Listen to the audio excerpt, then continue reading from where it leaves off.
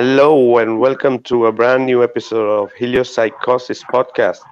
This is your host VikkaDraziv. Guys, welcome to the show. Do like, comment, share, and subscribe if you haven't. And if you're watching us from Fern or Heliopsychosis group, do comment and tag your friends to join the show. Help us grow the community. And if you're watching us finally from realtruthseekers.com or realtruthseekers.net, rts.video, welcome to everyone there too. We have a huge community. And to let our viewer know that realtruthseekers.com or realtruthseekers.net is one of our main sponsors for this show, Heliopsychosis, and also for Truth Frequency Films and Truth in Plain Sight. So let's jump into our guests. My first guest, my first host, like always, star of Flat in the Curve, the helicopter pilot. He has so many things to say, and it's never enough of him, and he has so much to add for in every aspect, in every topic. And it's always a pleasure to have him here. Our first co-host, Rob Taylor. Rob, how are you, brother? Yes, Vika, thank you for the long extended introduction. I appreciate it. I am a student of the flat earth. I'm a student of the creators. I'm a student of truth, as we all are here. Thank you very much. And I'm extremely excited to hear all about the Tartaria technology and that's been hidden from us. I want to add here of note that I studied industrial engineering at the West Point Military Academy. So I understand the development of concepts and machines and tools. I will tell you this, the more I learn about the world, the real world that looks very, very little like the universities, I've seen myself that there is evidence of massive technology that we only have a shred, an indication of it now. There's been much technology lost to us, and the people of history, ancient people, they knew far more than we do. Simply fabulous what they did. So thanks for the introduction, Vika. I can't wait to hear from Tommy. I will say thanks to Gene and Chris and everybody else that's on with us today. Thanks a lot, Vika. And again, Vika, the flat earth guru and the guru of heliopsychosis. All of this is Vika's brainchild. Thank you so much, Vika, for putting this all together. Back to you. Oh yeah, Rob. We all are making this together, Rob. So it's always we are on our way. So yep, glad to have you, your brother, again. And my next co-host, also one of our main collaborators and admins in our group, and doing a lot of stuff for our community here for heliopsychosis and for our coming project. Jeannie, welcome. How are you? Hi Vika, how you doing? I'm doing great. It's beautiful in New York right now. I'm very happy to have an invite, and thanks for putting another great panel together. This is going to be an exciting conversation. I love this. I love this subject. It touches so many areas. And Rob, you're right. The technology they had was far superior to what they show us right now. Tesla couldn't touch the stuff, barely scrape the surface of it. But welcome everybody. It's great to be here. It's good to see everyone in the chat. Hi everyone. Dr. Frankenstein, thanks for all the prayers. Thanks everybody for all the prayers. His baby is doing very well and expected to go home soon. And Dr. Frankenstein will be back in the chat with everyone soon. And it's great to see everybody. Oh yeah, welcome, brother Jeannie. It's always great to have you too, brother. And our next guest, wow, what should I say about our next guest? He's been my companion from past few years, helped me all the way to build one of our main groups, World Flat Earth Association, the Fern, Flat and the Curve. We go a really long way. He's been on Facebook. He's an awesome truther. He also made his way up all these years, and the knowledge he have about flat earth, and he's also into photography, and he can really shed in light about light and how it works, and also help us debunk the globe. in many different ways, and also my really good friend from a very long time, Chris Hillman. Chris, how are you, brother? Very good, Vika. Thank you very much. You said it better than I could ever say it. So I'm glad you invited me here. For other people that don't know me, um, I've been into the flat Earth for a very long time, and I just wanted to say that I first learned about flat Earth back in 1978 when my dad took me to see a movie called Capricorn One, and I asked him afterwards. I said, "Well, I don't, like everybody else, we're all familiar with, why would they lie?" And my dad told me that, well, there's no actual proof that the world is what they say it is. There's another theory out there that's the flat Earth, and I spent a lot of time looking into the flat Earth back then in 1978 uh, when I was a kid. No, I never concluded anything that Earth is definitely flat. I was too young to actually to know the difference between what was right and wrong. To me, it was just gathering knowledge, and it wasn't until 2015 that I really questioned what I know and looked into it further, and the rest is well, so Oh yeah, yeah. yeah, and I've been Go ahead, Chris. yeah, I just wanted to say that a lot of people they question flat earthers like I think the purpose of science is to question it always, and people have this impression that science is 100% fact. It's true. It can't change. And but really, science is always changing. Science is always learning, and science needs to question itself. And, flat earth is part of that questioning of science.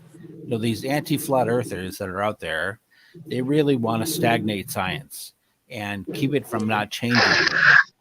And personally, I love science. All the flat earthers that I know love real science, and it should always be questioning itself. It should always be learning. It should always be advancing, and I don't want to see it stagnate. And I hope it continues to grow. I think that not questioning it is what allows it to stagnate. It we should always be doing that. So hopefully Oh yeah. hopefully things will you know Get better, yeah. get better. So Yes, anyway, yeah. We, thank you we for know that inviting me. this. Oh, you're welcome, Chris. We know that it's this. The science is only speculation until you can really prove it. So, Right. and if you're not allowed, and what you, as you said, if you cannot question it and it gets stagnant, definitely, bro. So, Chris has been. I've been. We know Chris. I know Chris from a long time, but we have not spoken to us from at least from a year or something, so, and as Chris, as he said, he loved the real science like all flat earthers. That was one of the reason, because I used to see Chris like really going against the trolls in every group possible. And when I said, Chris, you have to be in my group, so, and so it's great to have you here, brother Chris. Welcome. Yeah, And to our special guest that we wanted to have him from a long time, but today we got an opportunity finally to have him. He's also known in the community for his work, especially about the topic we have today, Tartaria. And he's from Canada. He runs few groups like Flat Earth Toronto and many different groups. His group was also called Tommy Rogers, and it's a pleasure to have him here. Tommy, welcome, brother. How are you? Yeah, I'm good, thanks, man. Yeah, I've been awake quite a while. I'm a 60-year-old man, and uh, basically my life changed when I was 10 years old. when they murdered my mother in 6 months with their chemotherapy.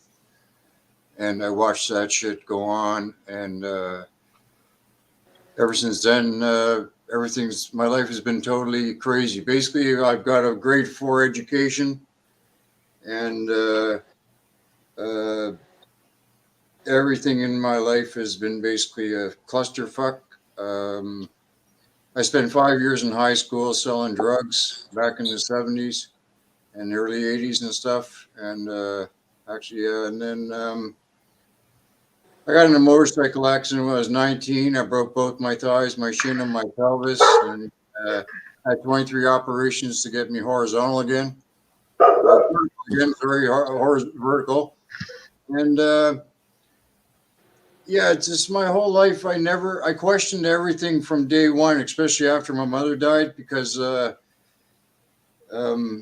I watched my mother at 42 years old with 3 hockey playing sons die in 6 months via Dr. Fauci's chemotherapy, which is now the AZT that they give the fucking HIV positive people back in the 70s. Now they water their shit down so that they can make more money off killing you. But I mean, basically, I don't buy into the narrative about being educated as being an intelligent sign of being a person. You know what I'm saying? If you're a good repeater, you can get any A's you want. You know what I'm saying? You got to use your head for more than a hat rack. And I've had out of body experiences in all these crazy situations in my life. And I did. I don't know. I used to sell LSD when I was a teenager. I mean, an early teenager. And so I'm aware of the situation that we're in as far as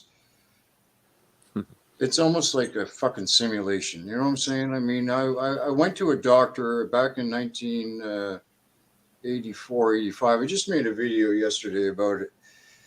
But I was having these out of body experiences, right? And I saw that video. I couldn't understand how I'd be sitting on the fucking couch, and next thing you know, I get this really kind of crazy feeling in my body, like I'm gonna barf, and I'm just on the edge of puking. And next thing you know, I'm fucking up in the corner in the ceiling, looking at myself on the couch, laying there. Now I got 2 broken thighs and a broken shin, and I'm living with the nurse from the hospital. I'm kind of like a smooth operator.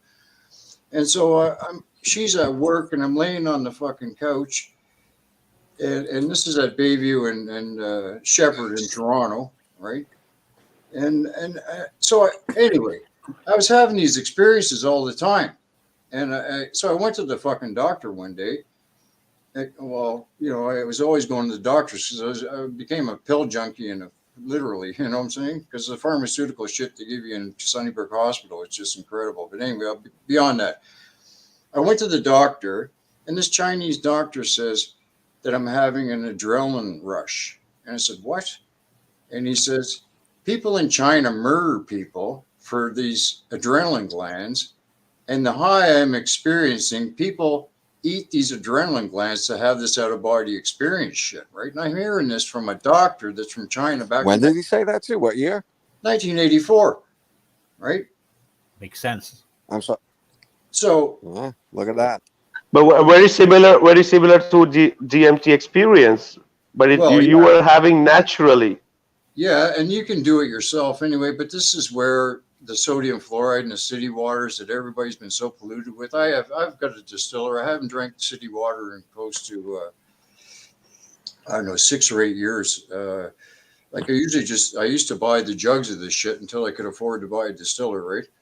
And then I bought a distiller, and but anyway, the whole thing about the research and where we come from and what we're doing here. See, we're not from here, right? Otherwise, if we were from here, you wouldn't need to be fucking putting shoes on your feet, right? You'd be like, fuck my dog or your cat, or you just walk. My dog passed away last year, but my dog, he was a wolf dog. He was standing in a puddle of frozen fucking water, and he'd be wagging his tail like that. If we were from here, we would have this kind of apparatus on our feet as well.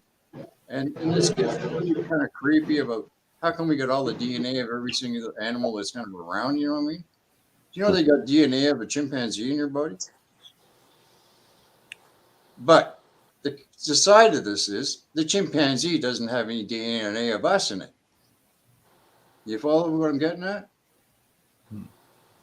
Anyway, so this I'm not going to try and get too kind of crazy out of the box, fucking with the philosophy side of things, but it's in the Bible.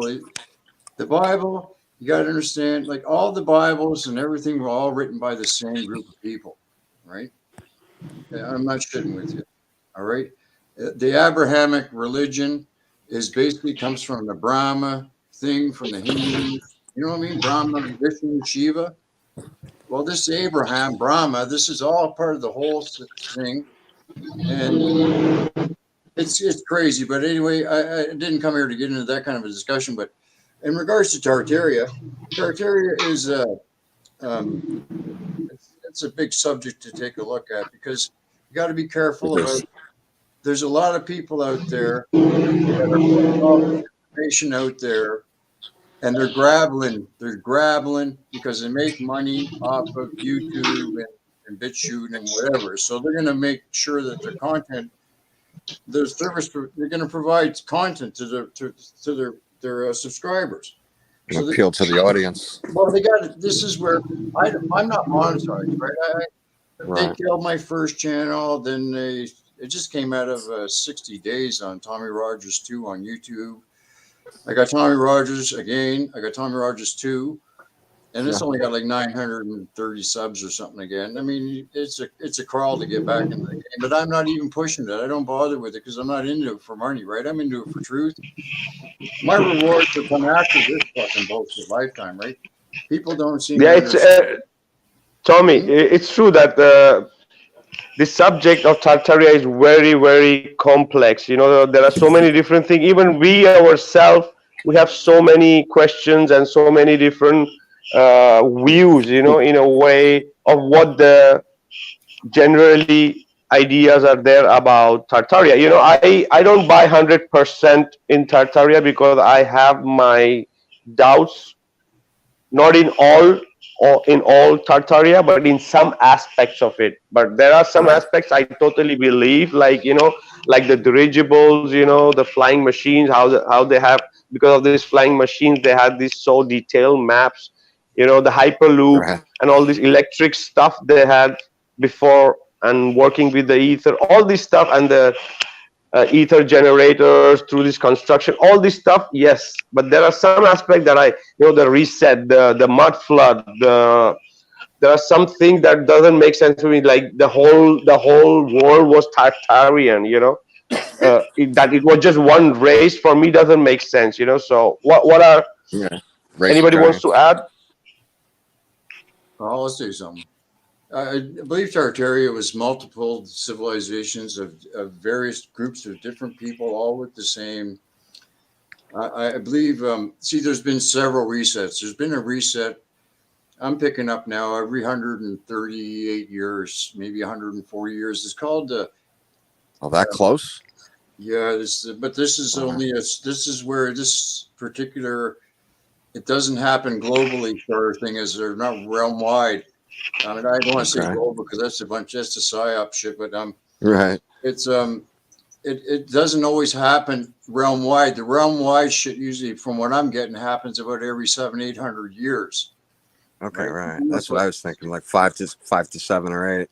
Yeah, well, that's the realm wide one, right? So it's kind of like what ends up happening is there's the civilizations that live underneath the ground. Right, we're only surface dwellers, so these cocksuckers, they hide underground all the time, and they got the technology. Where do you think all our money's going? Where do you think all your tax money's going? It's not going to repair your roads and paint your park benches and pay these assholes whatever money they get. They put the money out of thin air. Right? I mean, if you own exactly, they don't need money. They don't need money within themselves. It's just to keep us doing what they need us to do. Yeah, well, this is where, what exactly are us, and then, but who are they, right? And so it gets into this whole line of people. The same people who are screwing everybody around today are the same ones that hung the apparent Jesus on the cross 2,000 years ago, per se. You know what I'm saying? These would be what you call a Bolshevik. You follow me Okay. so far? These guys have been Right. The around. communists, the communists in the U.S. We call them the government, right? Yeah. But in the other places they're the communists. But they're in Egypt we call them the pharaohs, right? Yeah. In Babylon we call them the Okay. kings. In Rome we call them the emperor. But it's still the same class of people. It's all Right the on. same bunch. Yeah. California, they call it Hollywood. Yeah, they call it the governor, right? Yeah, exactly. Yeah. Hollywood. Yeah, Hollywood. Yeah. Yeah. So Voila. It's when it comes synonymous. to Tartaria, right? You got to understand, Taria is means land, Terra, right? And so Tartars, this is kind of like, I'm not saying it was one individual civilization, right? I think it was a combination of a civilization that was connected in a realm-wide situation, and they all pretty much worked on the same. Yeah. You got to think about how these guys were doing their everything is all about trade and making money. You know what I'm saying? And Tommy, Wow. I'll inject this right now. It was a world order. Right now, we're in the quote new world order, which is the new from the old, which was the Catholic world order. Then we know it as the Tartarian world order. I agree with what you're saying. Well done. Yeah. So I mean, our history books are completely screwed. So I mean, that's why I say if you say like a lot of the time when I meet these doctors, these lawyers, these Indian chiefs, and these fucking judges or whoever they think they are, and they think they're so smart, right? You know, you got to understand, getting an education is actually detrimental to you, right? That's part of the plan, right? Yeah. The better you pay, It's the better your diploma, the smarter you are. Rob got 5 diplomas. He claims nothing like that, though. Right, Rob? Yeah, he's Exactly. super smart I in was in those school rooms, for right? 22 years, and I will say, what is education? Oh. Because in this forum right here, we have plenty of education, but none of it's from the university. In other words, we're not indoctrinated by them. I got a friend of mine. Their own information destroys their information eventually, though. Okay. It eats itself. Yeah, that's true. Yeah. Well said. It does. You know, Thank and every fucking school book comes from. No, I was wondering though, if maybe Tartaria was like an idea. Yeah, but anyway, every school book comes from Rome. It doesn't matter. Yes, sir. Yeah, right. From the world, in other words, from the world order, whatever the world order was at that time, that's who made the history books. Correct. So you're like, I like getting out myself and doing boots on the ground stuff. I mean, and just checking things out myself. I mean, I live here in north end of Toronto, and I got Casa Loma down the street from me, and there's the whole neighborhood itself has been wiped out, right? And like, there's a ravine that I used to take my dog down to. Now I go down there and smoke my weed, right? But I've been crawling around that ravine for probably 5 years now. Maybe more now. But I know every nook and cranny in that ravine. I tell you, the stuff that's down there is more than 200 years old. Yeah, I know the videos you're talking about. Yeah, it's pretty incredible what's buried in the middle of nowhere. I'm telling you, right in my own neighborhood, there's remnants of destructed old civilizations from before. You know, Toronto's been destroyed twice. 1848, it was completely flattened, and again in 1907. Was it by fire? The cow knocked the candle over? One of these places, New York, Chicago, Boston, San Francisco. Montreal, every single one. San Francisco was a doozy. Yeah. And because the cow knocked the candle over. That's why. Like I did a video yesterday about I showed a melted brick in my it goes in the woods, right? Mm-hmm. And I had there's a block of them bricks I did there, or they were there. You know, it takes 4,000 degrees to fucking even have any kind of impact on a brick. Yeah, yeah. And you know, how did they get the cement for all of these buildings as well? And the lifespan of cement is only 200 years. Actually, it's 198. It gets hard for 99 years and then falls apart for the other 99 years. So I don't understand how that works. They say some of the buildings were built with the ash from Mount Vesuvius, and it was so special. It was hard as rock. Yeah, well, I heard they had a lot of hemp that was mixed in with their stuff because that hemp's tough, right? Oh, hemp's one of could rival almost any product in the world, actually. Well, I heard they were mixing hemp in with their mortar and shit, right? But I don't know if That's that's true. true either. You like hemp fibers? Yeah, Okay, yeah, could be, I but mean, still, it's Yeah, still even. there are even construction that are made of just of clay and some binders. There are parts of Africa and all. There are some buildings that are more than 100 years old or 200 years old, just made out of clay. So why not? If they have some special recipe during that time with hemp and different stuff, for sure the construction would have been really solid. Okay, speaking yeah, about the construction, Tommy, there are in Tartaria, everybody are sharing construction of every different places in the world, and they're just labeling it as Tartaria. Okay, so okay, they could say, okay, everybody made this the Tartarian, but right now they're using for that their religious purpose. For example, in Europe we have the cathedrals. In Italy we have the cathedral. They have their own kind of statues and figure which relate to this part of the world. And then you have, for example, in Asia you have constructions that there could be mosque and there could be temples, and you have very different kind of uh, culturic presence you could see there. And then if you go to Russia, you have that different types. So how can it all be classified as Tartarian, made by just one race? And even though it's reflecting different culture, that like in Europe, in France, we have all those gates and everything. It's all very local to the present wherever these sites are. You get what I'm saying? yeah. So how is Well, it possible? How is it possible that somebody made it before, and we are using it now for our religious purpose, and but it was made by some one race? But there is so much diversity everywhere you see in these constructions. yeah, and there's been a lot of rebuilds on these things too. I think the Russian buildings were more of a Byzantine type of civilization, right? I can't remember the name of those guys, Byzantines, right? Right, The, right. Yeah, the Bible's right. got a lot of information on this stuff. You got to understand that, like, the Bible's great. Don't get me wrong. The Bible is kind of like it's a contract book. Okay. Plus it's also like I got Marty Leeds, Lord Jesus Christ book. You ever, Marty Leeds, a numerology guy? No. He's one of the numerology pros, right? He's really into the gematria. I got a book Mhm. there, Lord Jesus Christ, and he's got the amazing stuff that is done with the Bible in regards to gematria. Numerology is insane. Like, it's almost like a computer put all this stuff together. That's why I'm saying we're living in some sort of a weird simulation type of thing, because all these civilizations, they popped up out of nowhere and then they disappeared again, and they always, you know what I mean? Like, it's almost like Like a it's design.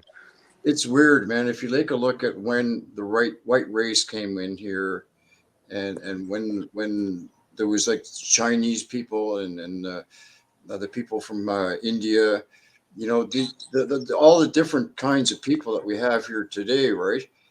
It's almost like all these peoples were kind of inserted into the program all at once. Hmm. Do you know what I'm saying? It's kind of weird, but it's something you got to kind of sit down and you got to go over. But Yeah, they all it's, showed up within. well, it's kind of weird because they all got languages too.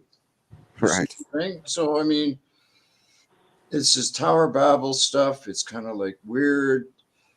The whole thing is like it's a mind job in itself, just trying to wrap your head around it, right? Considering that it's so hard to forget what you've already been taught, right? Right. You combine it in with what you're learning and Yeah, forgetting. but You know. the whole thing you want to try and do is avoid trying to combine it in with what you're learning and try and No, that's what I suppress mean. it, right? You got to Yeah, avoid so that. It's hard not to sometimes. yeah, it's like it's almost like you're right-handed. And you're always so used to using your Yes. right hand, you got to use something with your left hand all of a sudden, and it's so awkward, right? So Very it's kind of like one of great those. analogy. And so it's you got to completely train your brain and how to think differently, and it's really Yeah. hard considering. Stop saying globe Yeah, well, this is like even when I said earlier about world or something. I mean, or globe. I mean, even said Right. world. I mean, it's just because it's patterned Yeah. in India. Even because I haven't owned a television in over 10 years, right? I Nice. haven't owned a cell phone. I haven't owned a cell phone in 5 years now, right? Good for you. I'm not going to be fucking tracked and traced and have every move I make. No, fuck. You got to understand what the cell phone does to you, man. It actually affects your body having that shit in the house. I have no Wi-Fi in my home. I mean, I live like a caveman, sort of like. I just got me and my books, and I was going to say, I love your book collection. that's all I Awesome. got, man. I mean, but I'm reading a general chronological history of the air, weather, and certain seasons and meteors. And I got this fucking book was a tip from Static in the Attic. You know him? Nah. Static in the Attic. He's a great guy. He's a builder. Like, see, I'm a construction worker, right? Right. Me too. I mean, if I got to go out and make money, I got to go out and make money, right? I mean, that's why I did that video yesterday about fucking. I was mentioning about the grifters going down to Queens Park, and all these people trying to make money off of freedom, yada yada yada. And I don't like the whole thing. I'm trying to get people to realize is that we never had to fucking pay for all this fucking bullshit before. We never. The whole life we've been conditioned to do is just work, pay your bills, sleep, get up and do it again, and then pay for your own fucking death, and then they'll kill you on the way out the door. You know, I mean, I don't want to do that, right? And that's where I try and train my own thinking to be my own thinking, because it's really hard to do, and you don't make many friends doing it. I mean, I don't have many. Well, I got lots of friends on Facebook and all this kind of shit and YouTube and whatever. But I mean, when it comes to personal friends, man, I don't. I mean, I can't even be around some people because I mean, it's just like. I mean, my girlfriend fucking thinks I'm crazy. Well, I'm driving her crazy, you know. But anyway, this is like, it's kind of it's crazy. Just and it's really hard because, I mean, for fucking. More than 2 years, I've been telling my family about all the bullshit and everything with this world, right? Everything from the sodium fluoride and the city water to. I literally told my family that the fucking jab was a death jab. And they know I've been going to fucking Montreal. Tommy, we have to avoid hot words because if no, the YouTube gives a strike for everything about the. C19 and all these stuff. So and well, that's why I didn't so say that. But anyway, I know what you're saying. So the whole thing is, I have warned. I've warned everybody in my personal life, like my own personal family, not to participate in this thing. The whole thing is a hoax, right? What do they do? They're all jabbed up. Exactly. Well said. I'm with you all the way.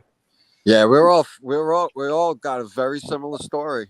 So, I mean, personally, I've never worn a fucking face panty, and since this shit started, no, really, man. Face diaper, yes, sir.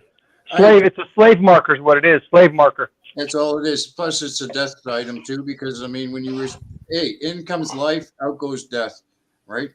And when you recycle your own bacteria and stuff, you're recycling your own puke, you're going to get sick. And that's just like... You know, people wear that mask like it's virtuous. They're proud to do it. All right, guys. This is just drifting off to where it is not prepared for. All right, let's jump back to the topic. Okay, so speaking about the Tartaria, there are some views about some part of Russia. They say that the Tartarians genetically they were Slavic Aryans Russians. Rob, what do you think about that? I'm agreeing with you.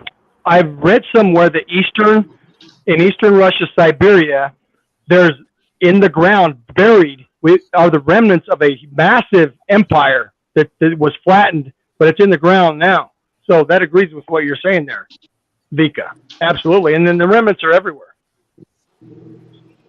Yeah, and also how J Daddy was saying, the Vedic civilization was pretty much realm-wide as far as my research goes. So there's a combination of Slavic or the Aryans Vedic and the Russian. So yeah, that's what part they could have been the last part they were, you know. So that's why there's some history about that. So even the Aryans were known to being quite around the different places in the world and with their own way of culture, language, and ideas about the world. So And And Vika, let's yeah, remember the conflict between the Aryans.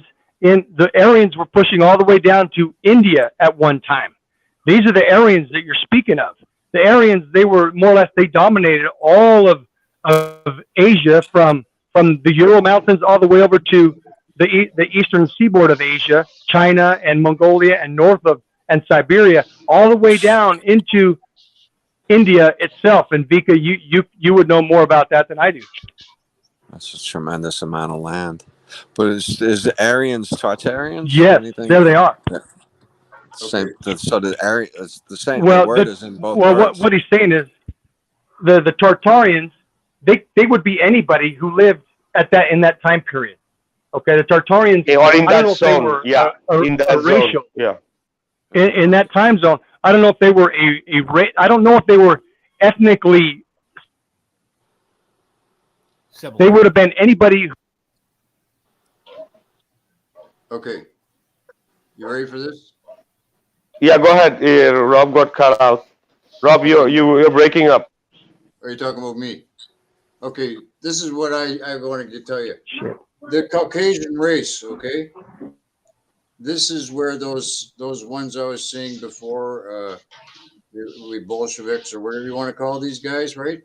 They want to eliminate the Caucasian race. You with me on that so far? Okay. That's part of why they want Right. to kill everybody in Russia. Yes, Okay? absolutely, that is the case. They want to get Yes. rid of the Slavs. The Slavs is the old term for slaves, right? They're strong white men, and they don't want this in this world. They want these manginas walking around, the soy boys, who don't want to do nothing but lift a pencil, right? They don't want anybody that wants to go to work. This particular bunch that's been running the whole show, they own every friggin' newspaper, own every television station, they own all the media, they own your Google, they own everything. These are these what you would call the Bolsheviks or whatever you want to call them, you know. But these are the same guys, the pharaohs from the days of old. Okay, they want to kill the white race, right? Absolutely, yes, that is it. There's white genocide going on in the world. Absolutely. Well, this is the Carnegie plan, right? That's why they bring all these immigrants into the white neighborhoods, and they try and promote the black and white sex like it's cool, right? Do you know what I'm saying? Yeah, absolutely. Yeah, This is where you're the breaking up, misogynist. Yes, they're breaking up the species. See, this is about totally screwing your DNA up for one. You know what I'm saying? They want to, absolutely. these guys. But Tommy, but when these Slavic Aryan dash Russians were white with blue eyes and green eyes, and so what's happening there then? Are you talking about the Pakistani people that ended up with blue eyes? No. I'm speaking about that the history which tell us a little bit of history there is about these Tartarians that comes from this part of the world where I was commenting to Rob too about that they were mix of Slavic dash Aryans, and they were white people with blue eyes and green eyes. So Well, and yep, go ahead. usually white people don't have brown eyes, right? Green eyes, sorry, green and blue eyes. Yeah. Well, see, my kids both have blue eyes. I got blue eyes, right? You know, this is because I'm Scottish, Irish, English kind of thing, right? But this gets into this whole see whatever they taught us is total bullshit. You know, North America used to be like basically Egypt. You know about this stuff? Yeah. Well, then take a Yeah. look at Memphis, Tennessee. right? What do they got in Memphis, Tennessee? They got a huge pyramid there, right? Well, what's in Egypt? Memphis, Egypt. You see what I'm saying?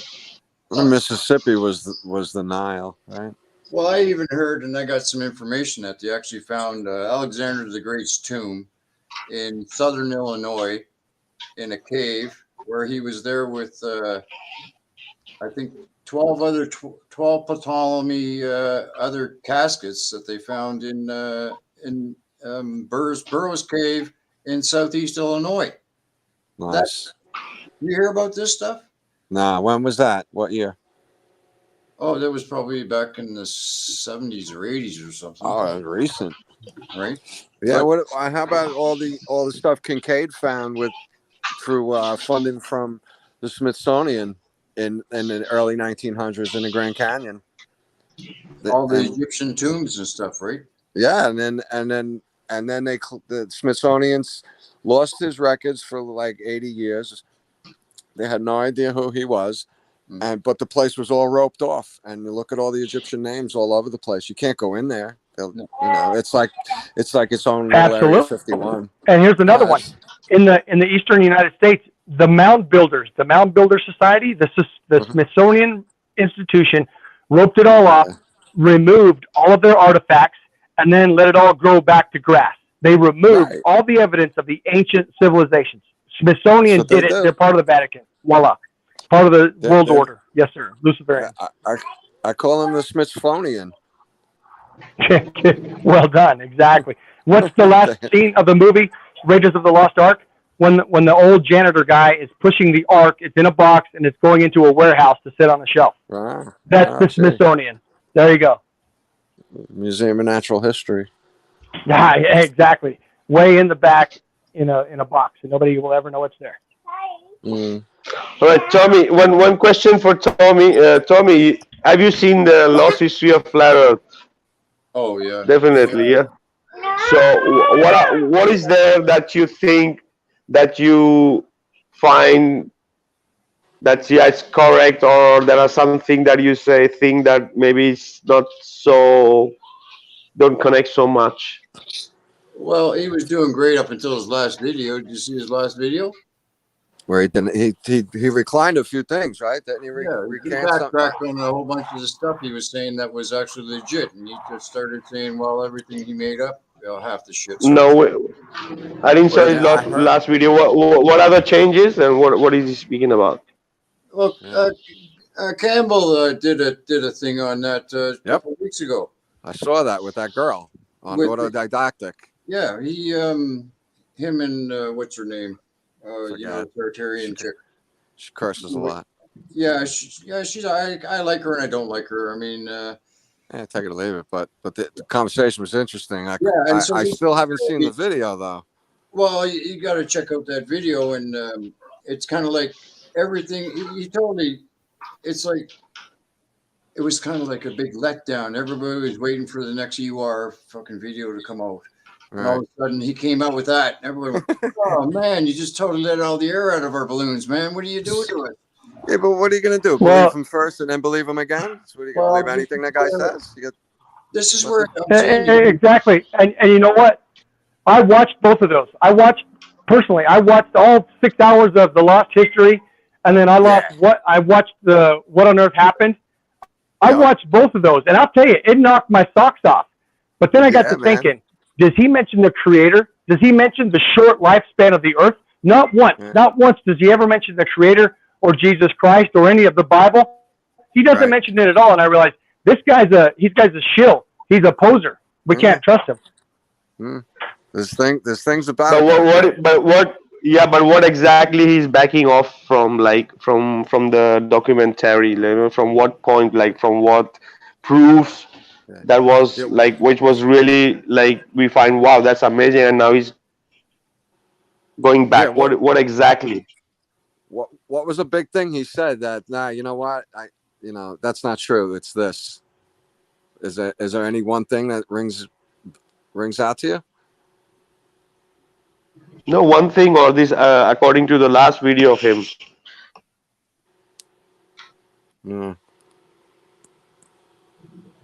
Somebody got to send me that video. I'm dying to see it, but I haven't run into it. So what else is weird about him?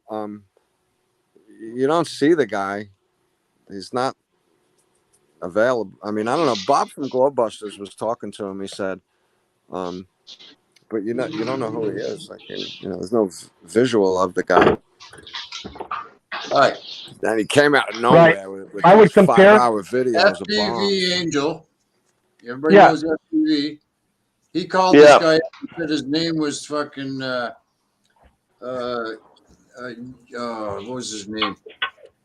Anyway, he was working with FPV and he was working with one Boris Chops Amanda and on the FPV project for a couple months. His name was what's his name? Anyway, FPV called him out and said you stole all his material, and then he converted it over to whatever he had for the UR thing. Did you know about that? Nope. No. FPV's got. Well,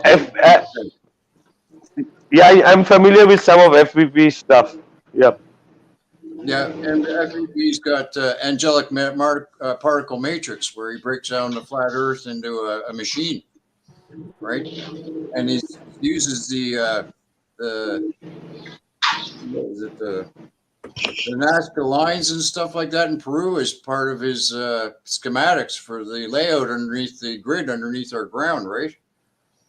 Anyway, but FPV's got a great thing there, and he called the guy out. His name was I got Eustace in my head or something like that, or what's the guy's name? But the guy FPV called the guy out and then said that he basically stole a lot of his stuff off of his channel because they were working together for 6 months or something, and then all of a sudden this guy went on his own, and then poof, all of a sudden you are come out of the box, right? So I don't know about the whole situation.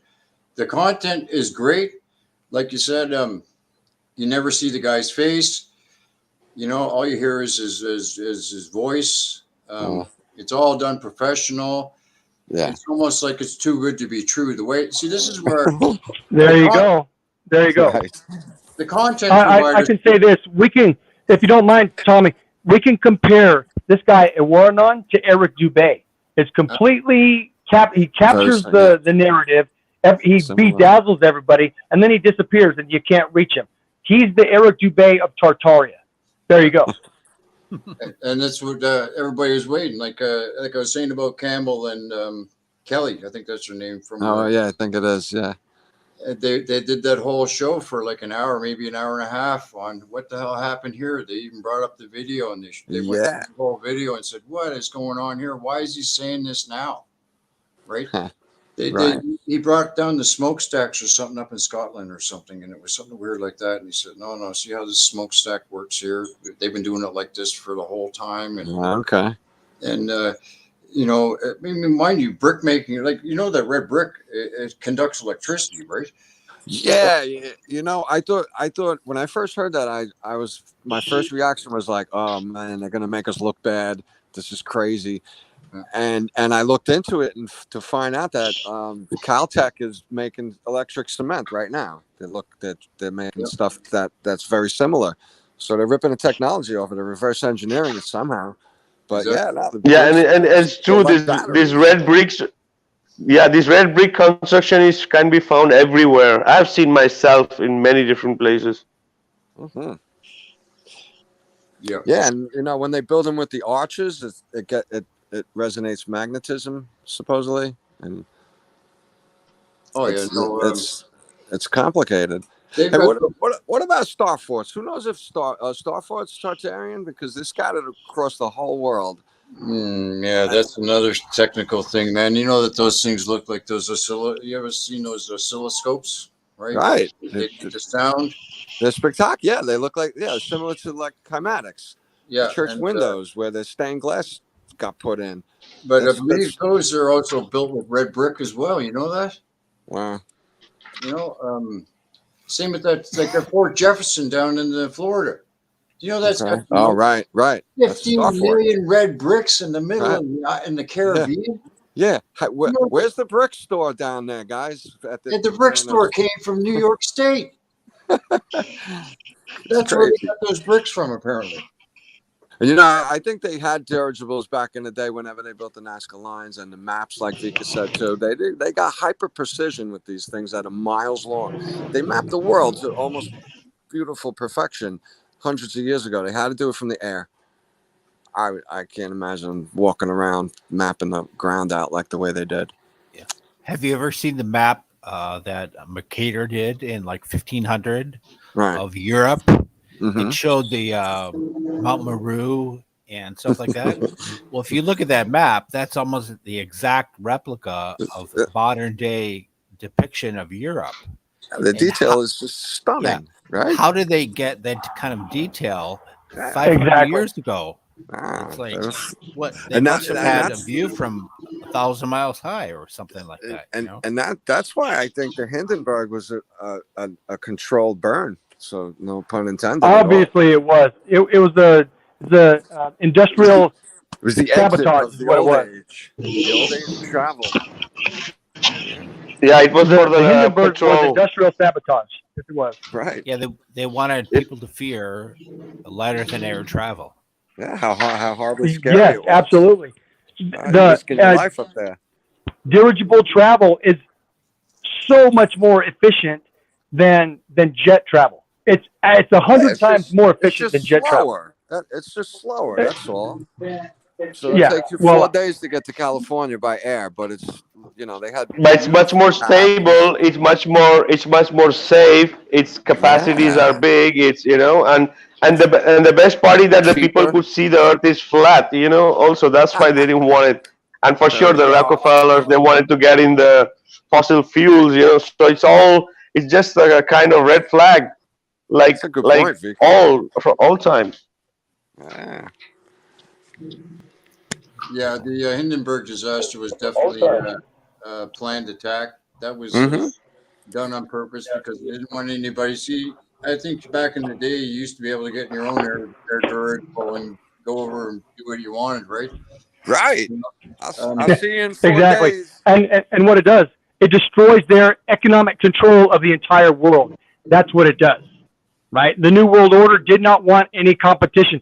The Germans were about to explode in dirigible travel. The Germans were about to. And so the Hindenburg convinced everybody about the danger of that kind of travel. That's what it was all about. And then what did they do to rub it in our face? They make a band called Led Zeppelin. Yeah, and there were 12 reporters already on site, so they knew that the accident is going to happen. That's a biggest giveaway. Cameras were ready. Yeah. Exactly. There you go. See, but then you could also get up there and see what is in lands. See, I believe they got hidden lands on us, right? You know what this? Sure, that's in Antarctica, right? Oh yeah, we guys are big fan of extra lands. Yeah, you live in New York. I want you to go 1,000 miles east without getting blown out of the water. In your own boat. Just you get in a plane or you get in a boat and go east without getting interrupted. Just fly straight east or go in your boat and go east 1,000 miles and let me know if you make it. Are you serious? Off the coast of New York? I bet you there's land, right? That's why they got the shipping lanes, they got the air lanes. You cannot go outside. And that's all restricted. Exactly. So why is it restricted? You think it's that close? Oh, wow. Could be. Well, I'm telling you right now. It's probably right there. The fucking moon ain't that far away. Yep. If you look up a map called the Waterman map, and which is a 1-to-1 depiction of ball Earth laid out on a completely flat plane, it'll show you the missing parts of flat Earth that we are not allowed to know about. How much missing area there is incredible. Didn't John Levy do a video on that stuff when he was researching the North Pole, and he was finding like these glitches in the program that the Google was showing. Right, blackouts in Google. Google Maps. Land in between the cracks, and you see, there's land there. Man, what do you mean there's nothing there? John Levy did a good thing on that, right? Yeah. I don't think there's a map out there that is legit that they've shown us since we've been born. Yeah, they hide entire sections of Earth, and that we're not allowed to know about, and we're not allowed to go to, and that's how they hide. They get rid of it. They just take it off the map. And because if you got a complete civilization that's living 1,000 or 2,000 miles east or west of your coastlines on a completely different continent, and you completely vaporize or get rid of a whole civilization on North America, say they kill everybody in Canada and they kill everybody in the States. They're like the orphan trains of the 1850s, where all of a sudden all these kids started showing up out of nowhere, and they're saying, "Oh, there were so many women that got pregnant." Right? And then back in the 1890s, when they were having the World's Fairs, they had those incubator babies and stuff like that. Yeah, they had them in Coney Island, New York. Well, take a look at some of those pictures. Those people are all wearing the same clothes. They're all well dressed. There's no bums. There's no fucking people sitting around drinking on the street corner, smoking cigarettes, nothing. They're all very well. They are so aesthetic. It's like, even when I seen that picture of them all laying on the beach, they're all wearing fucking three-piece suits. Yeah, no blankets, too. No towels or nothing. It's like they just got dropped there. They just got there that day. What the fuck is going on around here? But there's hundreds of them. And they're all on the beach. And there's not even there with a beach towel. Exactly. And the tech, and the tech some of them are using also is quite amazing. Yeah. We think we are already ahead in time right now, but they were really having like using really the free energy and the ether and all this stuff, even through the technology, so. Yeah, well, see, this is where, like in Toronto, is it, Chris, are you in Toronto? Close by. Okay, well, you know the CN Tower? Yeah, I do. I see it every day. Great. You know what that is? That's a free energy device. It takes the static free electricity out of the atmosphere and sends everybody a bill for $200 a month for feeding your family and washing your shorts. Plus, it powers downtown Toronto and all the subway. Plus, it gets hit by electricity probably 2-3 times a day. Yeah. Those things are like 100,000 volts of power, and during a storm, it probably happens 20 times or something. Oh, yeah, Chris, that's the functions of all the towers, and those towers we see where the cables, the function is to take that power, that energy. Whenever there's a strike, and if there's a tower around 100 or I don't know how many 100 meters around, it's gonna just strike the tower because it has that technology to do that. So it doesn't blow up the neighborhood around. Also, apart from harvesting the energy and creating the energy. So, all right, guys, we're just gonna take a short break, and we're gonna be right back. This is a really interesting and awesome conversation we're having here with some amazing guests. We have Rob, we have Jeannie, we have Chris, and we have Tommy Rogers. So don't stay here, and we're gonna be coming back right after the break, guys. Back in a nanosecond. Peace.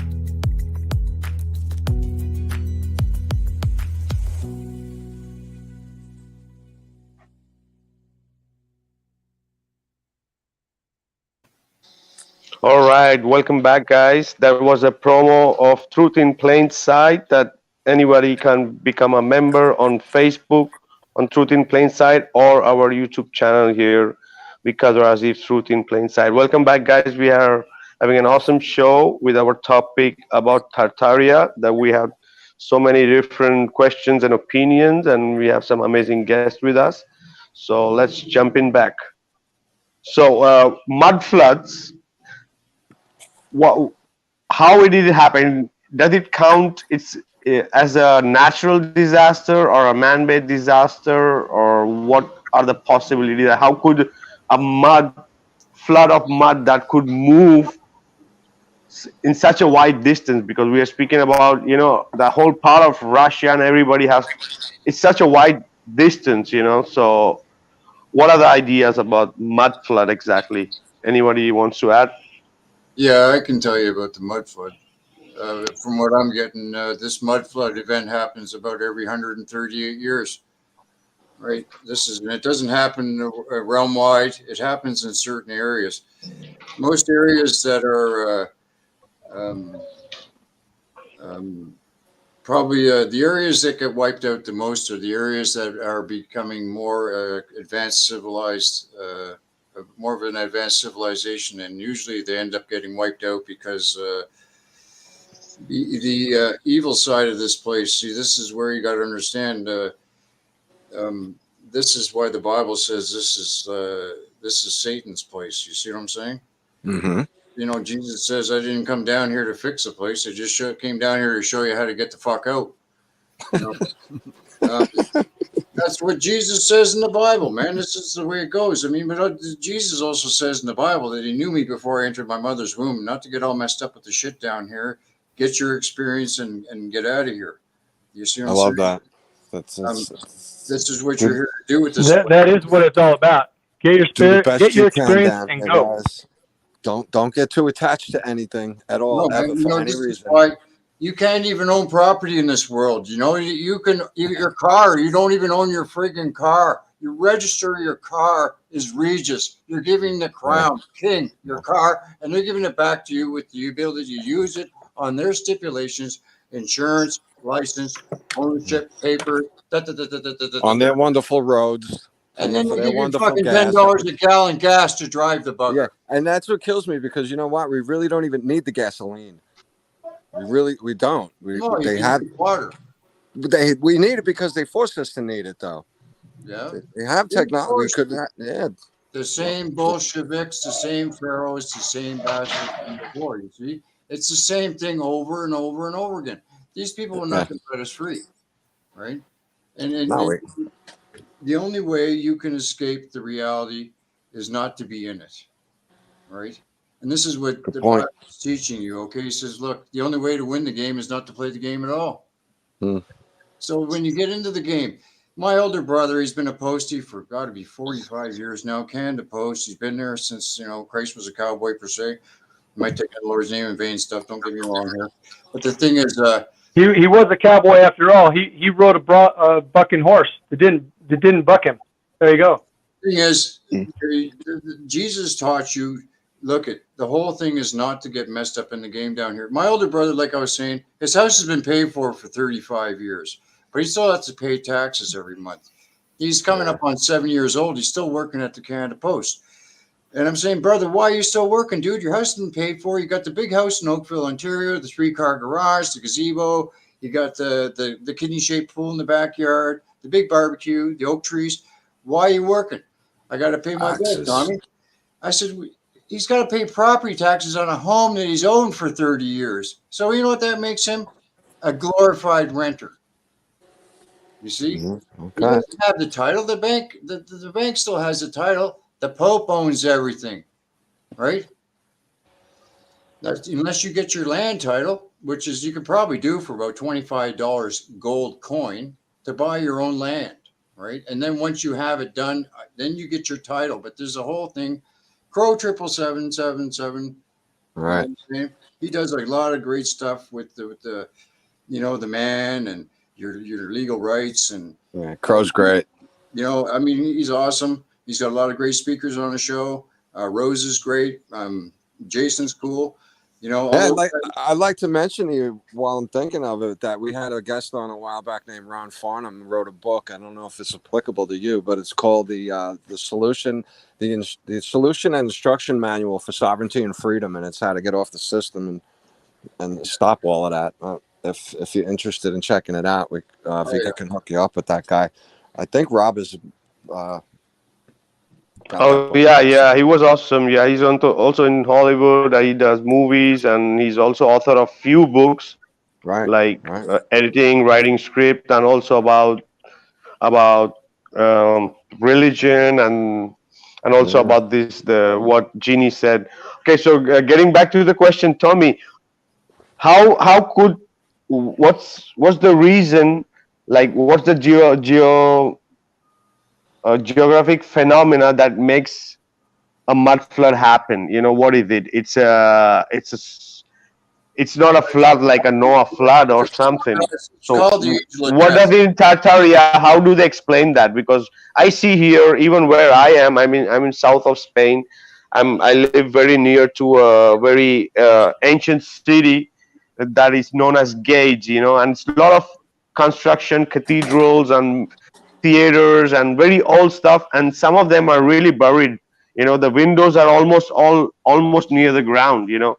So I do believe that it's the phenomenon is happening, but what could be the reason? How does it happen? You know, that an earthquake, or it's a lot of raining, or what is the people of Tartaria who follow Tartaria think Okay, the okay. reason of the flood?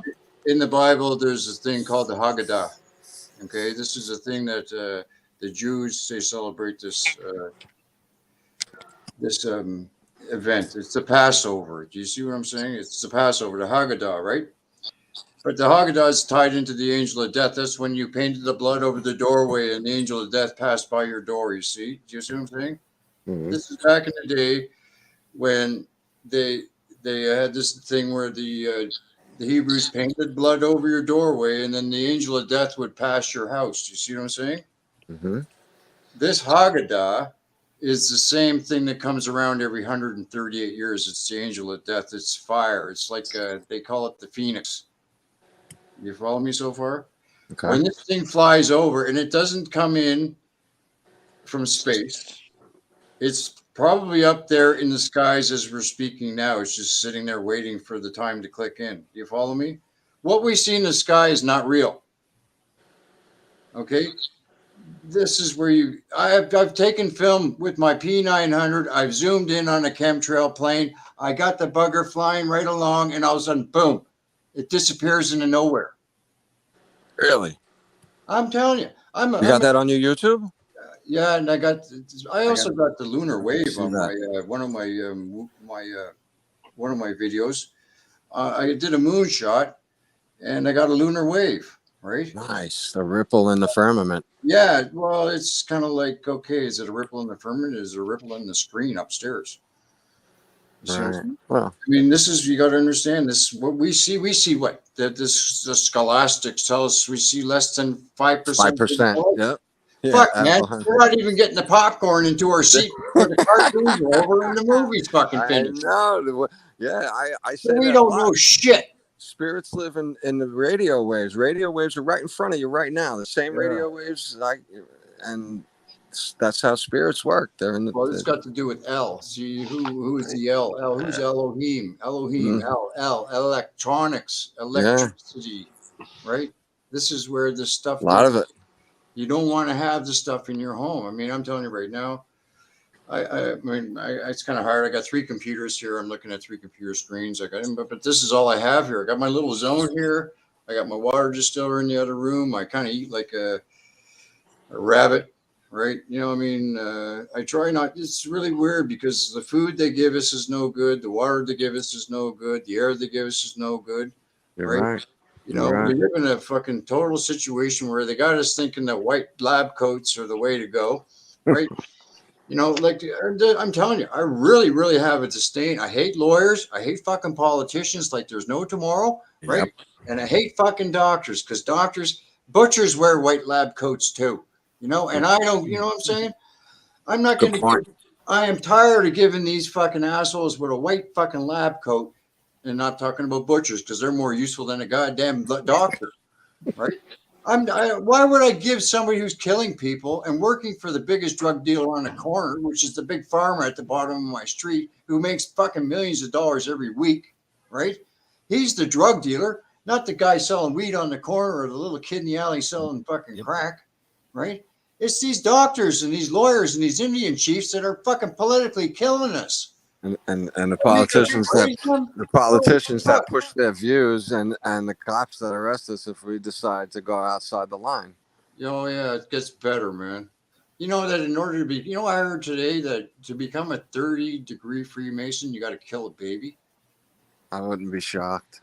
All right, and you know that Doug Ford, our premier, is a 33-degree Freemason, right? And John Tory, Toronto City Mayor, is another Freemason.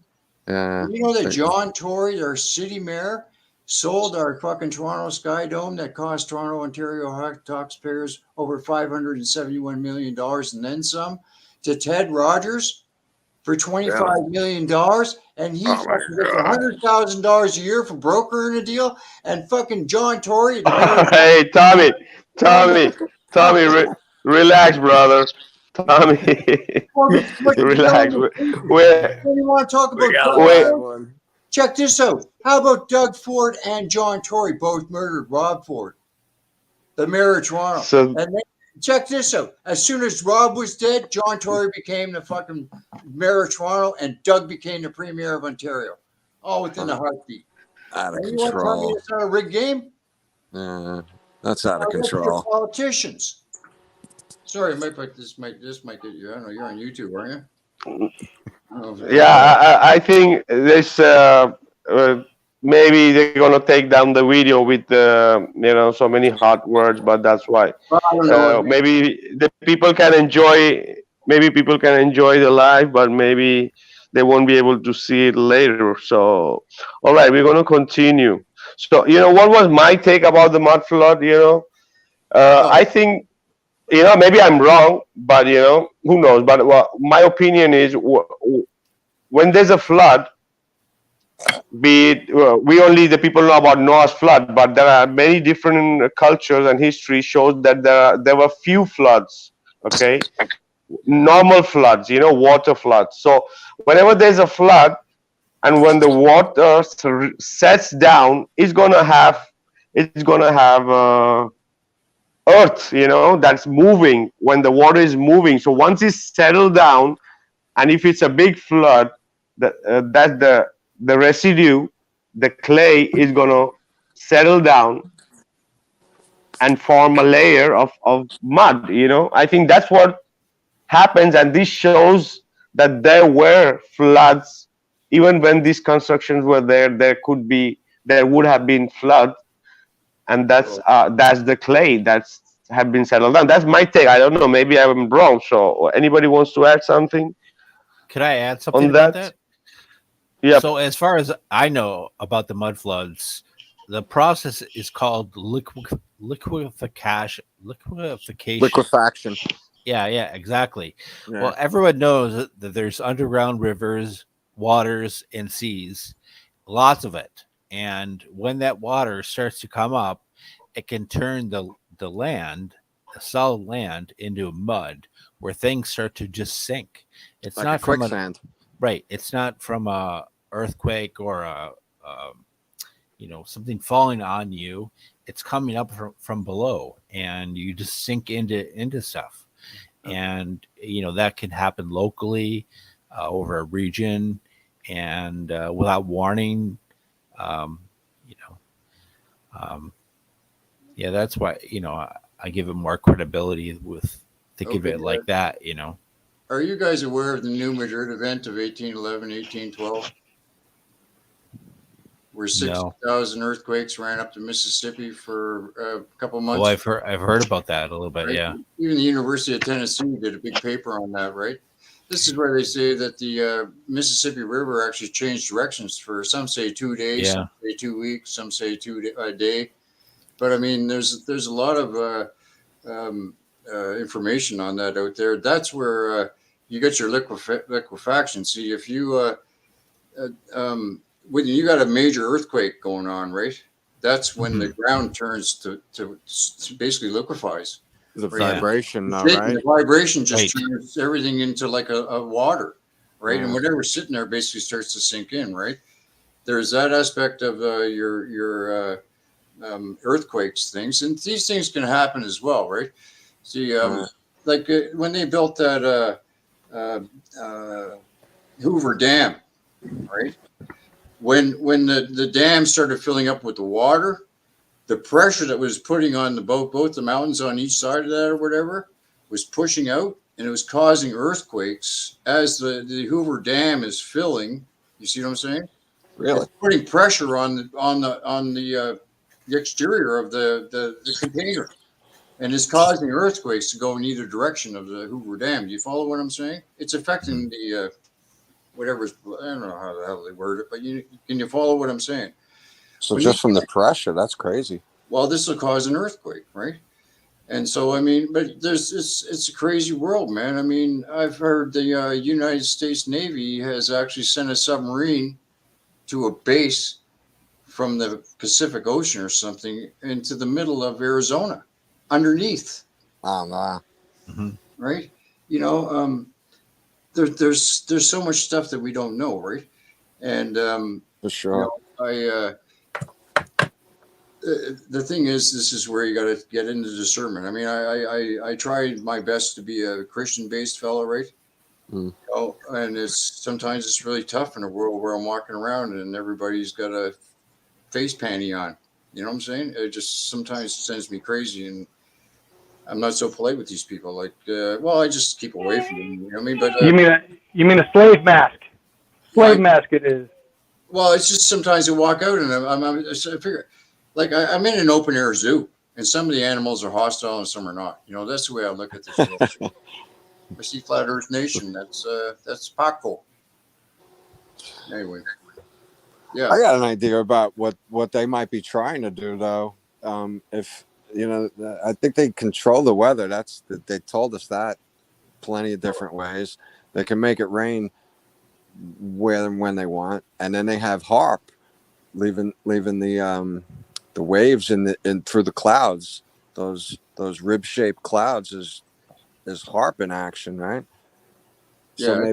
maybe the combination between the HARP frequency and the 5G set up all over the place, they can make it rain anywhere. They could probably bring an aquifer through the ground if they wanted. You know. Yeah, well, what I wanted to add that, that you guys know what are alluvial plains, the plains which forms are when the rain fall, and all the higher places, the mountain, all the topsoil which comes down through this rain form these plains. The plains, the majority of plains we have are Mm-hmm. formed, and one of them is called alluvial plain. So I was thinking more or less it could have been it could be a similar, but when it's a flood, it's just happening in a catastrophic way.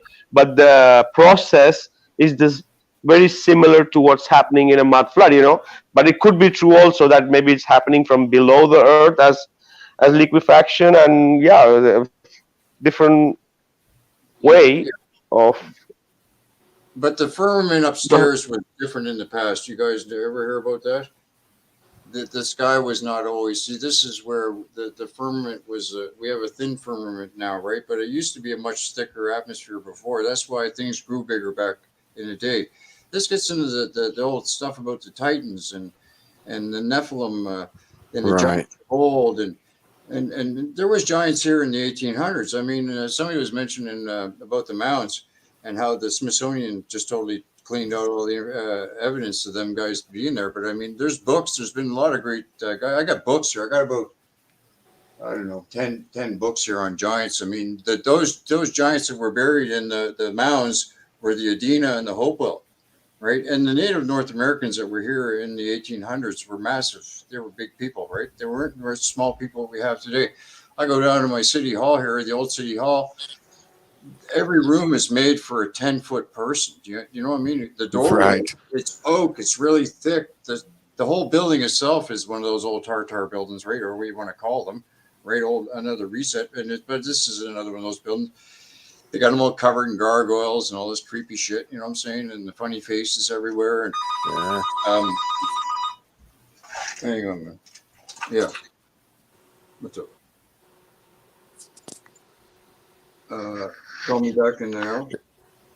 Canada has some truly amazing buildings that Tommy covers, guys.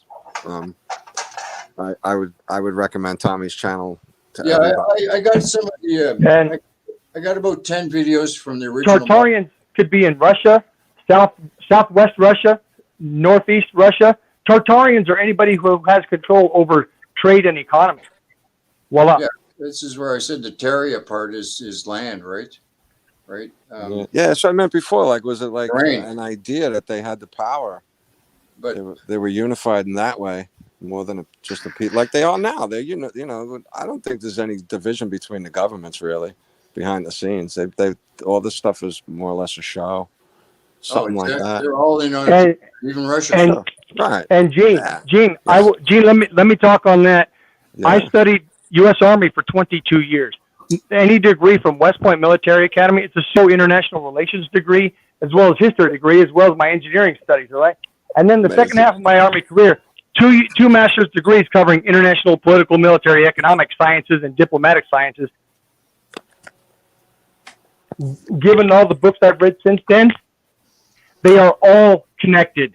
And it's the powers that control the Vatican that control all these governments. There is a world power, Okay. there is a world order that controls all governments. For example, North Korea, the official name of North Korea is the People's Democratic Republic of North Korea. Then it's Right. the People's Republic of China. But then we Right. have the Republic of the United States. Why is Mhm. the word for republic both communist and, quote, democratic? It's because it's the same people who control all of it. There you go. I hear you, brother. This gets back into these Rome, right? You see, you got your Pope, then you got your 3 black popes, then you got your Great Right. Pope, and then Right. you got the families that run the show, the Medicis, the Aldebrandinis, these families that you don't hear about, the Rockefellers and the The- Rothschilds and all these peons, the Bill Gates, the Fauci. They're small birds, aren't they? They're For the masses, They're for show. you want to go into these papal bloodlines and stuff. The find out who's- Albrandisi family. Yes, I remember. It's all that. about the 13 bloodlines, right? Yeah. 13 bloodlines. See, that's like the Kennedy assassination. You hope you guys don't still believe that. Exactly. I don't have any proof that anybody died that day. No. Yeah, you were saying that to me the other day, Rob. I found that really interesting. Well, Jay, Exactly. And Kobe Bryant, Stevie Ray Vaughan, Michael Jackson, Right. Robin Williams. We don't have any proof that Elvis. anybody's dead and all that bullshit. well, it's just gets They're on the land beyond. They're in there another civilization. They're in the Atlantic in the restricted zone, like The hidden lands, right? The hidden lands. Exactly. Remember, the Planet of the Apes had the Forbidden Zone, and you were not allowed to go in there. And then they finally breached it, and found their own history, and found their own destiny, and all that. It's kind of interesting. Hollywood shows us a lot of things, and you got to sort of put weird connections together, but they're right there. Some are more obvious. they do that on purpose. Yeah, well, yeah, absolutely. They have a ball with it. Secrets in plain sight. All right. you Truth know. in plain sight, guys, right? That's because, And, All right, guys. What about free energy with Tartaria, and what's happening with the free energy and Tesla? And is there any connection, or there are some people in Tartaria think that Tesla copied it from these people? You know, so any views, ideas? Well, I heard Tesla was into Satan shit, right? For one, if he's even real, though, right? Oh, You yeah, know, Right. exactly. If he's even real, there's doubts that he's even real. He's There's- an imposter like Bill Gates. If there's, you look you at know, all of his hand signals, they're all Luciferian hand signals, Masonic. See, that's and like there's no Einstein, right? there's no video of Tesla. There's so very little video of Tesla. Is a better way to Now say you got a that. bunch of cartoons of him. Nah, there's tons of video of Einstein, and they're right around the same time. Yeah. Well, Einstein didn't do nothing. You know, But they just propped him up. That's all he was. E equals MC squared, man. Einstein married his cousin twice. I know. Einstein was rejected from the university at Bonn. More than 300 real scientists rejected Right. his quote theory, and they called it, this is more like poetry. This has nothing to do with science. That's true. The con man. Yeah. Con men, Bill Gates, okay? Bill Gates, Al Gore, all this, Fauci, Elon Musk. Okay? Oh, yeah, Elon Musk. Oh, by the way, gentlemen, can I bring this up now? We talked about Elohim, right? Elo means supreme being. Elo, let me get that straight. Elo means supreme being. When you put the N on it, it's the negation of the supreme being.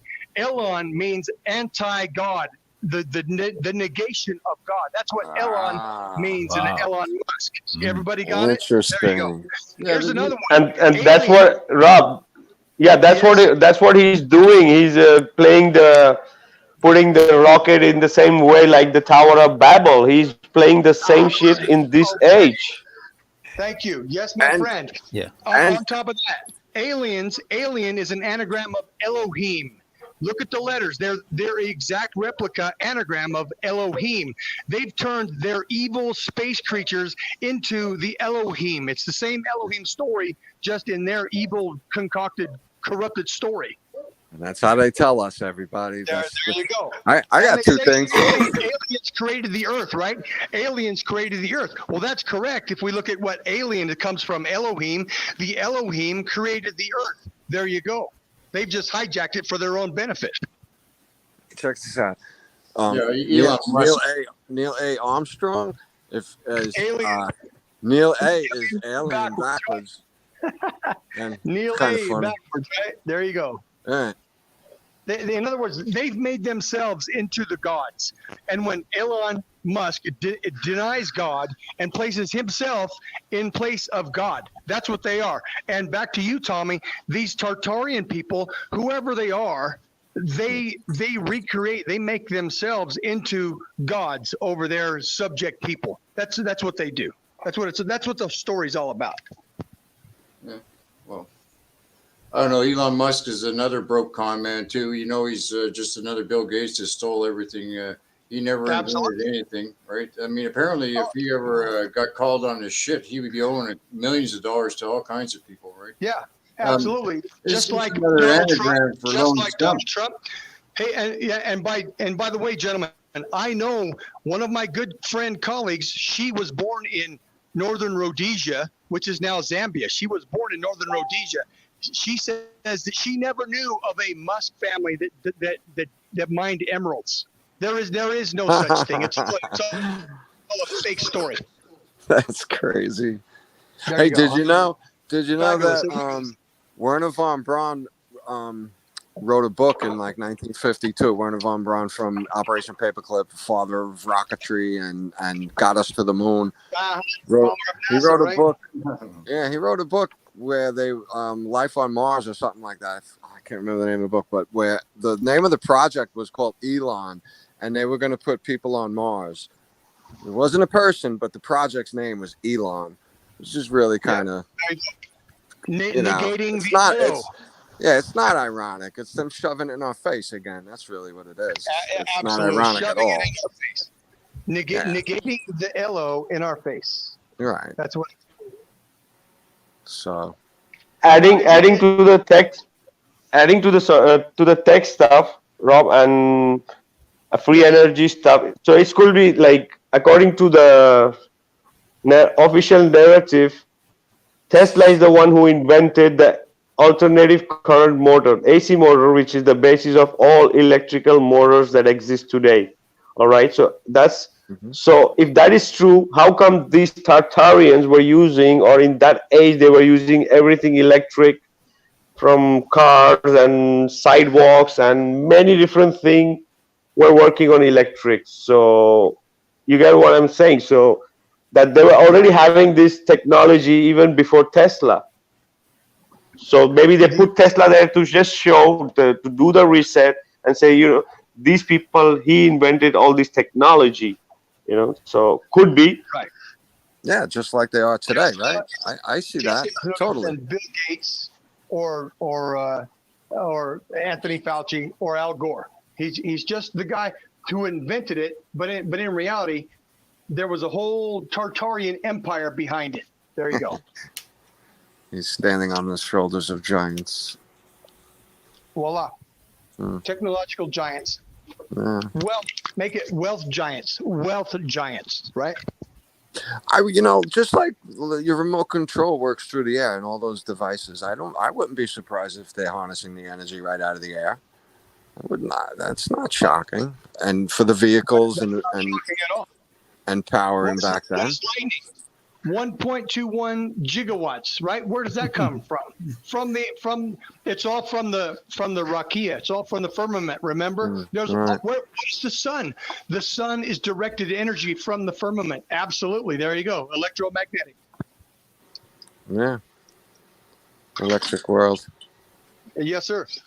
For everybody's information, look up the technology behind one of the spacecraft that flies by using electrostatic energy. It generates lift by electrostatic energy. It's the TR-3B. TR like triangle, so the letters TR Tango Romeo -3B. Look up that aircraft, look up the images, look up everything you could find about it. The TR-3B is the second generation of the cigar-shaped spacecraft, the cigar-shaped UFO. By the way, I know a guy who read the flight records. I say again, the flight records of the cigar-shaped UFO. That's another conversation. Look me up. We can have that conversation. Okay, it's real people flying a real aircraft. It's call it a UFO because it's not on any books. Okay, it's an unidentified flying object. It's flown because it has a nuclear generator on board.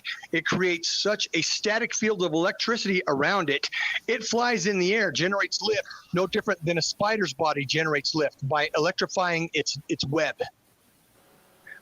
Literally, there are aircraft designed to fly in the air using electrostatic energy, just like an insect does.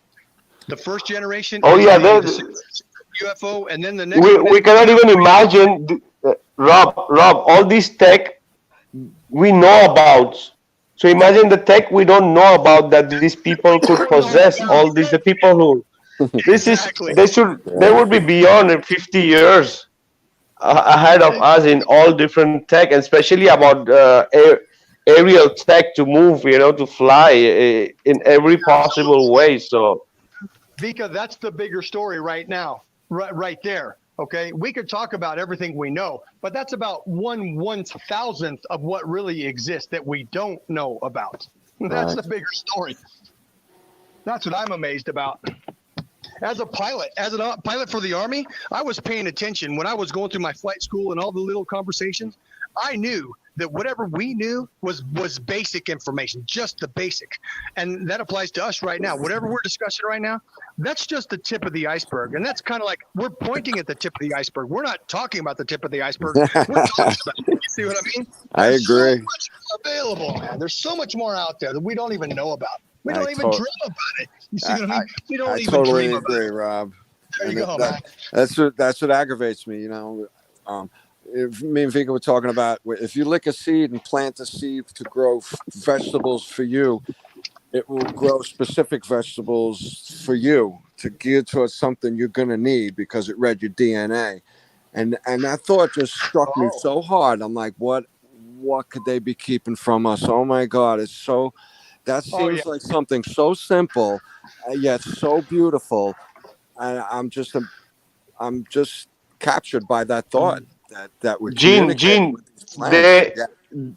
put it the other way. They put it the opposite. The same way. They won't tell you that it's a technology that if you understand and have the information about that, like you are licking that seed and you are planting it and you are growing it by yourself and you're watering it and you're putting fertilizer. You're growing your food for your soul. So if you're gonna eat that food, nothing can you can buy the most expensive food in a more expensive restaurant or a supermarket, but you won't be able to get that energy what you have created through that seed Right. for your body, you know. So they don't 100%. really tell you, they tell you the opposite. The same thing happened with copper, you know.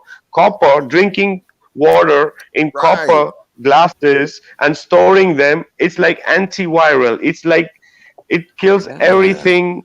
It takes out the heavy metals. And you know, the governments here in Europe, they don't allow you to put pipelines in your house for drinking water, the copper. They say no, it's that That's no it good for you. makes cancer and this and that. So the same thing. And even with electricity, they say the same Yeah. thing. Oh, it's very bad for you, the radiation. You know, okay, maybe up to some very high degree, maybe, but you know, but everything is natural. Electricity is everywhere around us. We are electric. Right.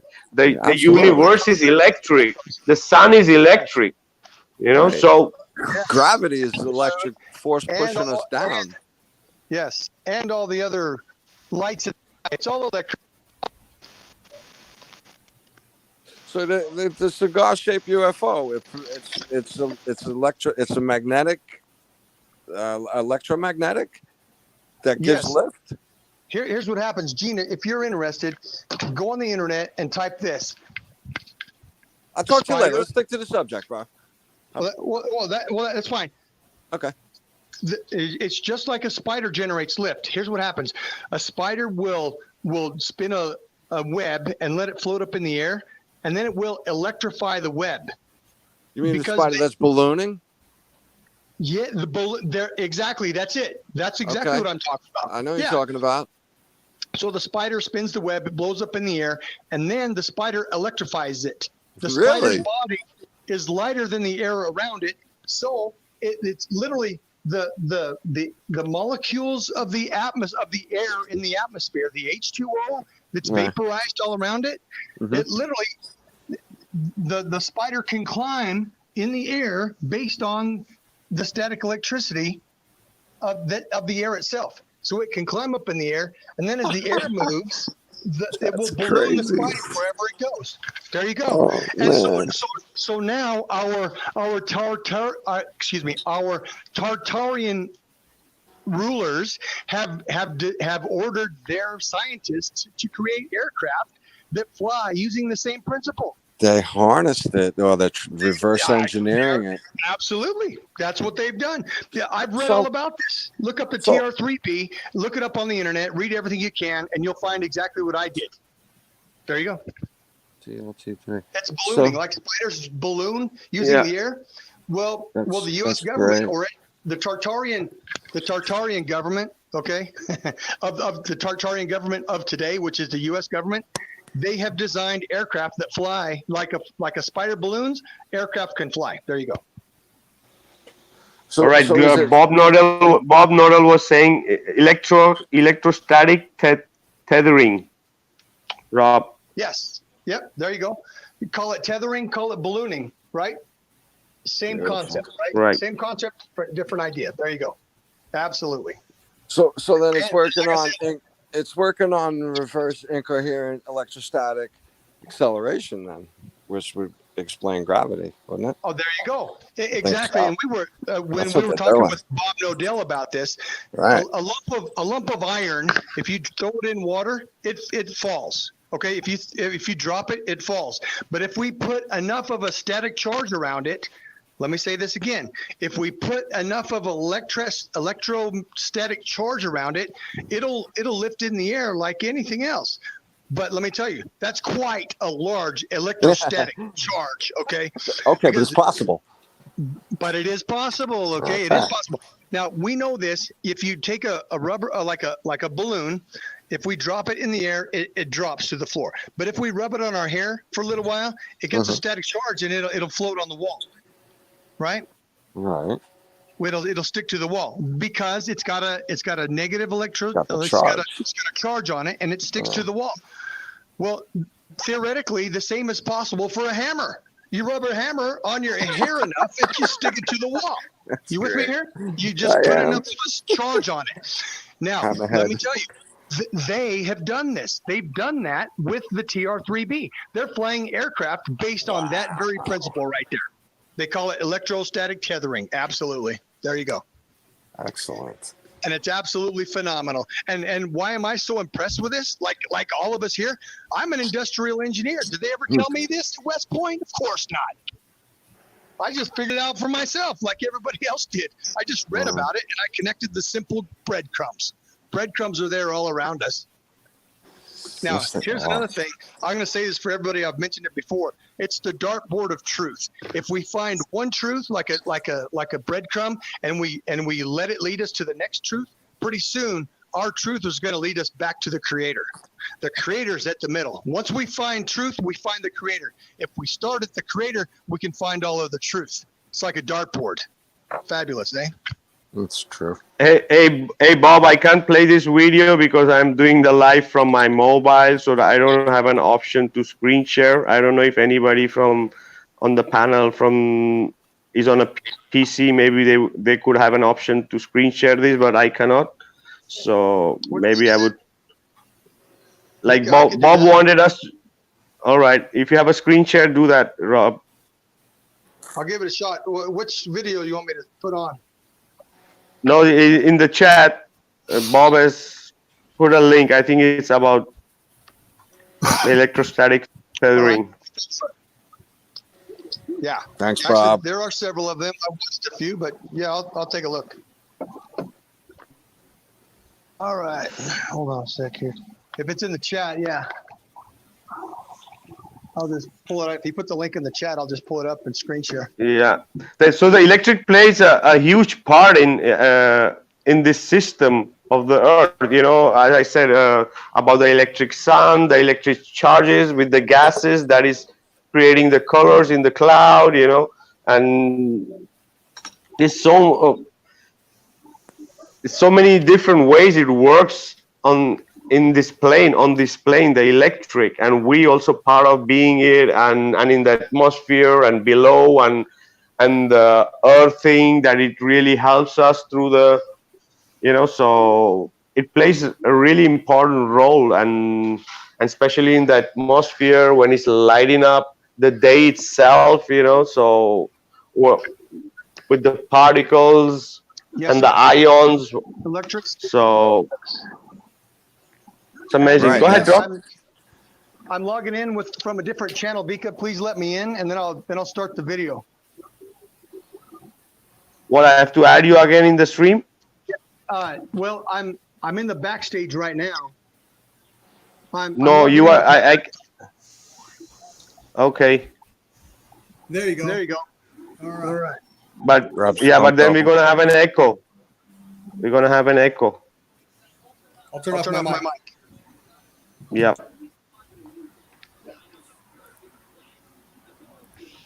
All right. Rob, In shut this down time, the I'm just first gonna one. give till Rob is trying to do that. I'm gonna give a quick shout out to the people in the chat. It's Flat Earth Nation. Hey, big hello, Carl, Mike Hi, everyone. Zudnik. We've got the J Daddy. Hey, J Daddy, namaste. Then we've got John C. Oddity, and then we got another Facebook user. I cannot see the name. Then we've got Dr. Frankenstein. All right. Then we've got Sherry Mack. Then we've got another few people from Facebook, and I cannot see the name. And then And we've Vika, got, I'm ready with the video when you are. It's 3 minutes, 25 seconds. yeah, but I don't have an option to screen share. You gotta do that. Right, I will. As soon as you're ready, tell me, and I'll start the video. Yeah. Go ahead. Go ahead. All right. All right, here we go. Hold on a second. Yeah.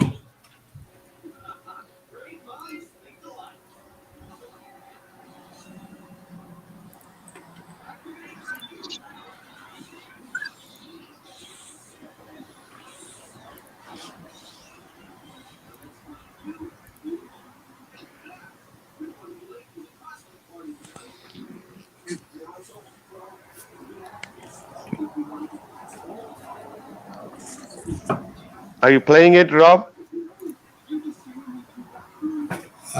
We can't see it. Should be. Let's see. No, we don't see anything. It's not showing? Can we get Bob on, maybe? It's not showing, Rob. All right. Bob, Hey. I don't know if you want. Bob, you wanna jump in? You can, because we have Chris also here. You wanted to discuss something about gravity. I'll do what I can. If you're around, Jeannie, maybe you can pass him the link if So he who, wants. Bob? Maybe he jumps in To to Bob? Bob. Okay, Yeah. coming up. All right. I followed all the instructions. Share on the screen. For some reason, it's not showing up. No, because I'm doing the show, so if I have the option, I can do it. But I also have to be on PC. But if not, Hmm.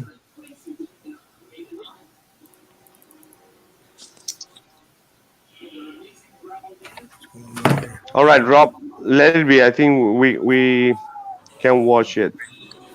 Okay. Sent it to you, Bob. All right, you are there, Tommy. Are you still there, Chris? Are you still there? Sure, I'm here. All right. What was your question? So about gravity, Chris? You remember you were speaking about that you wanted to. Yeah, I was going to give a little talk about gravity. You know what I think causes it. But do we have about 5-10 minutes to talk about this? Or 5 minutes, yeah. okay. Well, before I get into that, I wanted to talk about I just got Netflix. They have the new season of um, Stranger Things. Stranger Things is out. I wanted to check that out, Season 4, which is It's about I CERN. watched the first couple episodes, and yeah, it looks really good. But I noticed that they have a new series. It's an animation series. It's called Inside Job, and I think you might want to check it out because in it talks about every single conspiracy that you've ever heard of from a left wing perspective. It's and it um it this secret group, the Illuminati, that it presents itself. They're just a bunch of bumbling idiots that run the world, the humans, and it presents if you've never heard anything about a conspiracy in your life, this might be the show for you to first get into it. But everything it talks about is completely wrong, and they do an entire episode on flat Earth, and it's the most hilarious, uh, completely wrong understanding. It's just the most whack, wrong. Uh, you know, it's probably going to make you Netflix angry. presentation. But yeah, it's called Inside Job. It I don't know. Maybe you want to check it out. Cool. So, Thanks. so I wanted to talk a little bit about gravity, and we've discussed you know part of the reason that things fall is because of relative density. That's one of the explanations that we have, that things are heavier than the air around them, or lighter, vice versa. That's why they rise or fall. I think that's the main reason. I think one of the other reasons, I think Bob from Globebusters has talked about it, about the electromagnetic gradient that's in our air, that helps determine direction. I think that's another issue that has to be factored in. But one of the things that we haven't discussed is, the Globers will often talk about the pressure gradient, as proof that there's that gravity is affecting air and it's causing the pressure gradient. Right. So, scientifically, we can determine that gravity has, our so-called gravity has no effect on air. And one of the ways we know that is that, well, if it does, let's suppose that gravity does affect air. Well, that would necessarily mean that all the air around Earth, as it rotates, has to move in lockstep with the Earth. And if that were true, according to Newton, he said that F equals ma, and I hear somebody's mic, but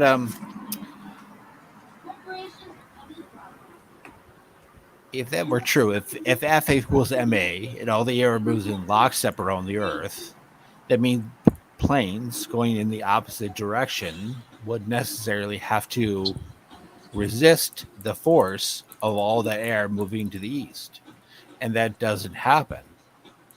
So, there's no, Globers might claim that gravity affects air, but it doesn't. And so that we have to look at what causes pressure gradients, what affects pressure. And you can actually look on Wikipedia, you can look up pressure gradients, and there's only two things that affect pressure gradients, and that is temperature from the sun and sound waves.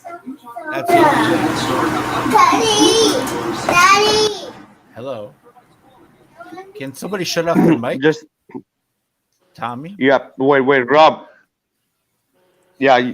There's so many mics going here. All right. Go ahead. Okay. So yeah, well, the two things that affect pressure are temperature and sound. And well, where is this sound coming from? Well, we can look at things like the cosmic microwave background radiation that comes from space, and that is a sound. It's actually called the cosmic hiss. It was discovered in 1954 or something, when scientists from Bell Laboratories were trying to communicate throughout the world, and they discovered this hiss. And they can detect it everywhere on Earth. This hiss is constantly coming from space. And for example, we know that examples of how we know pressure, sound waves affect pressure. We can look at when the sound barrier is broken, it creates that wave, or what's another method? Oh, when a bomb goes off, and you can see the pressure wave around the bomb. Stand in front of a speaker at a concert. Right, that's sound. Yeah. It's a force, and it creates a force. And there's more examples. It's sort of not really talked about in science, but I think there's a name for it. It's called let me look that up. It's called a acoustic. I'll have to look that up. But And Chris, I'm going to give you an example. Off tune your FM radio to a channel where there's no channel, and that's what you're getting. There's the static electricity, right? Right. That's all from space. The hiss. That's an example of it. And so in the flat Earth model, people often talk about the stars that are close are a result of sonoluminescence. And sono means sound. That's sound and light. That's what, in all, we can't measure a force coming from the ground, but we can measure all the sound and light in the form of, and when I say light, I don't mean just the visible light from the sun that we see. I mean the entire EM spectrum of light. that goes all the way, all the frequencies up to from 0 to, 1,000,000 hertz or whatever. There's a lot of them, and I think together with the sound, that creates like a wave, and that wave is what affects the pressure gradient. That pushes it. It's not a force from below that's sucking things down. It's from above that is pushing the pressure. It's pushing the pressure down. And like for example, in weather, you can see that pressure doesn't flow along like in the wind. Like you can have a area of high pressure, and then a storm will come in and blow the pressure out. That's not what happens. The pressure is actually static, and it kind of like inflates like a balloon. It kind of goes up and down. It's like breathing. It's, yeah,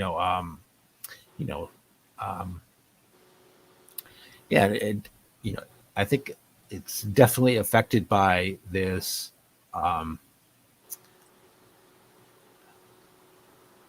energy from space, these EM waves, these sound waves, these I think that when all three ideas are put together, the relative density, the electrostatic gradient, and the pressure gradient coming from a frequency that we do know about, we have evidence of. I think when you combine all three things, you wind up with a more plausible explanation of why things fall down, versus just there's a magic pulling force that's coming from the ground. There's no examples of a pulling force in science. Now some people might say magnet might pull. I would disagree. It creates a field, but there's there's really no example of pulling forces. It's all pushing, and the pushing is coming from above, and it's pushing the pressure down. And the pressure. Yeah, go ahead. Someone was going to say something. Yeah, well, I think Blaise Pascal, when he studied hydrodynamics back in the, I think, late 1600s. This was after Newton. He found out that things moved into pressure, like it's called the Venturi effect. When water is in a pipe and you grip that pipe, it creates a high pressure zone. That's what, in the water is traveling along in the pipe. It experiences a high pressure and it accelerates. There's no magical force that makes water accelerate vertically in pipes or horizontally in pipes. It is pressure, and matter moves into pressure. And when we have a pressure gradient and things move into the pressure, they convert. There's a idea in science called the conservation of momentum, and kinetic energy is converted into acceleration of an object when it's moving through pressure. Blaise Pascal knew this back in 1670 or something. I don't know when it was, but basically that's been hidden from people, and it makes more sense when you put it all together. There's, I think a lot of people are hung up on the idea of gravity, this It really doesn't make any sense. It's just nonsensical jargon, when you really look at it, break it down, and examine it, see if it makes sense, and nothing does. There's no proof that gravity of any kind exists. That there's any force coming from the ground. Um, That's their magic sauce. yeah, The that's their. narrative, they can't even explain it. Yeah, I think that's their religion. They really believe in this. Right. They laugh at us because we believe in a higher force. Right. Well, really, they believe in a lower force. They believe in I call it the Earth Daddy force. From below, coming from below. Because I think they're. Oh yeah, that's a great analogy because hell is down, heaven's up, sort of. Right. And the force comes from downwards that they portray and realize it's coming from. Wow, that's excellent. And really, it's all about ideology. Their ideology is from the earth and physical, whereas the Creator Jesus Christ ideology is from the Elohim creators. Voila. Right. And you can see it all around us that I think a lot of the red pill movement will talk about how satanic this people who aren't red pilled are. With I don't want to get into exactly, but there's a lot of things that are just infuriate me that are becoming popular in the media that shouldn't be. And I think we all agree on that. I don't want to go into it, but 100%. Yeah. Well, I think they're all related. That's a lower form of energy that they're worshiping, that they're using, that does not capitulate with our humans, us. So well, I think it's they'll never admit it, but I think it's definitely related, and well, I think we have to make more people see the truth on our side. That that this energy is coming from above, not below. That's years of scientific study have taught me that. Absolutely, Chris. We can use great. the earthbound energy and manipulate and more or less harness the elements like a horse, or we can work like the Elohim do and work through the spiritual powers of convincing and volunteer methods of operating. In other words, we can operate like slave drivers and owners, empire owners, or as the Elohim do and work through voluntary measures to do things. Absolutely. Great analogy here. Yeah, I love it. Through carnal control or spiritual control. What did Jesus tell Zacharias? How can I tell you about spiritual things when you don't even know the basics of physical things? Right. Voila. Hey, I guess you guys probably know this already, but Chris, you mentioned the Venturi system, and that is the system used to shut your gas off before you fill up too much. Right. Yeah. Yeah, it's a tube, and it's. I just thought I'd throw that in there. Yeah, that's a horizontal, but there is no force that causes that effect. That has to do No, with I mean pressure.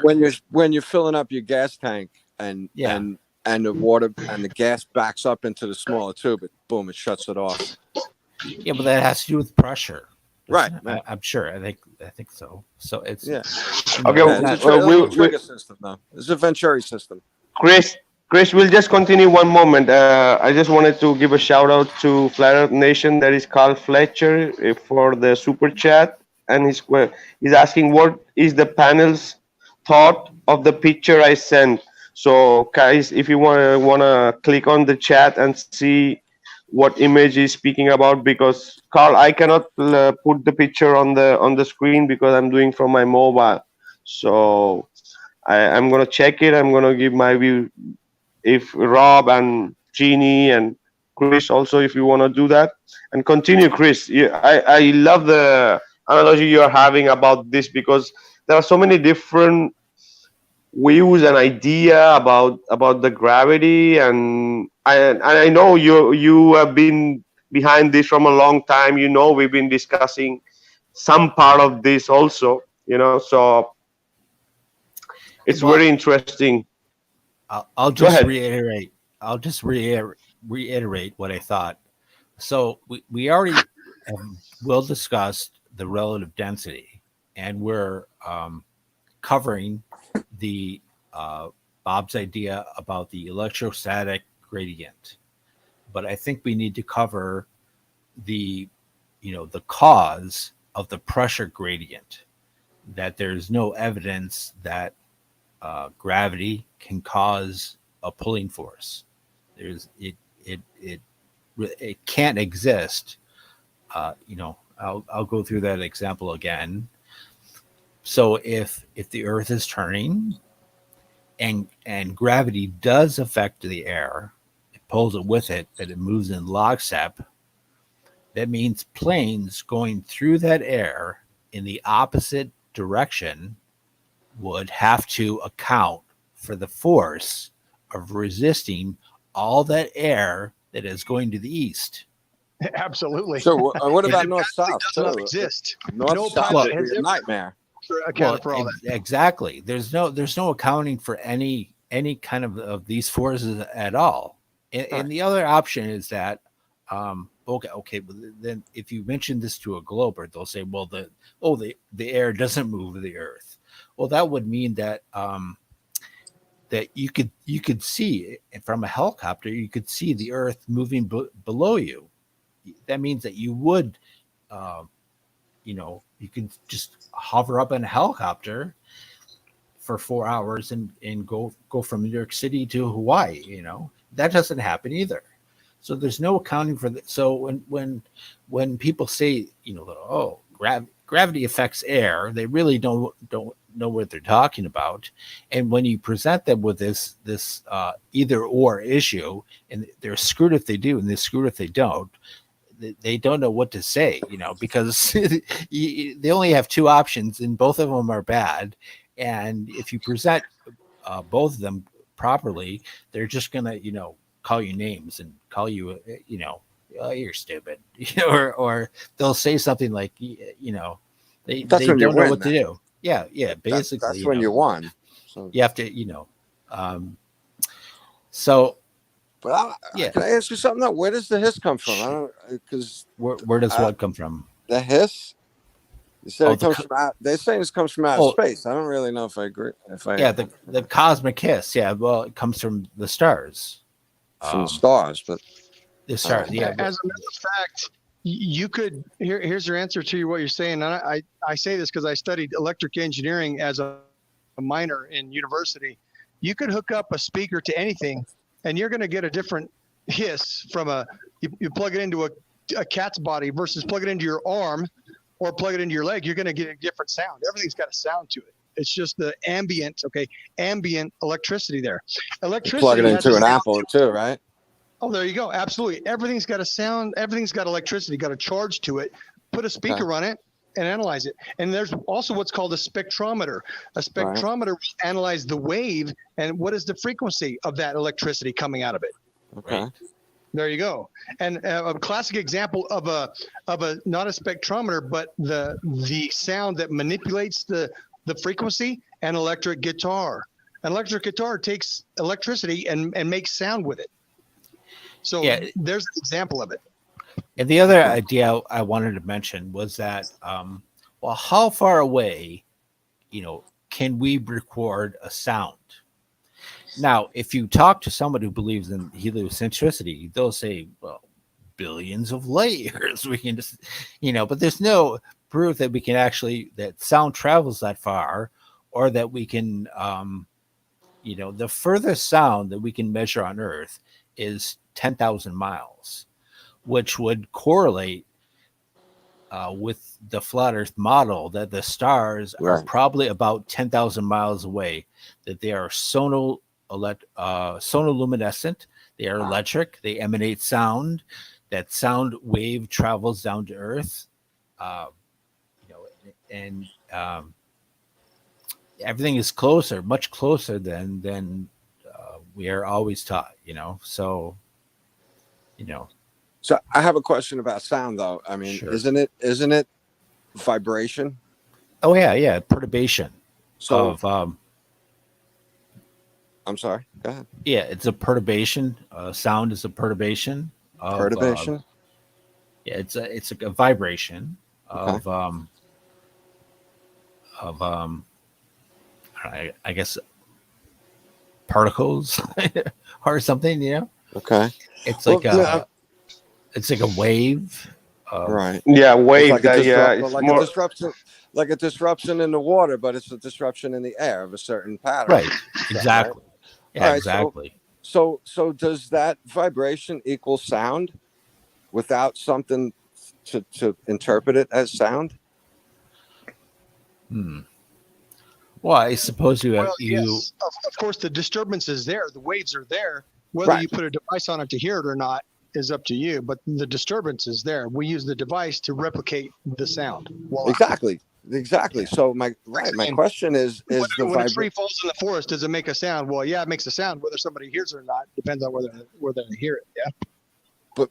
But my question is the vibration sound without a device? Like for example, to hear it? one example I could give, Genie, is like like the people who are into psychedelics, they think that they see sound.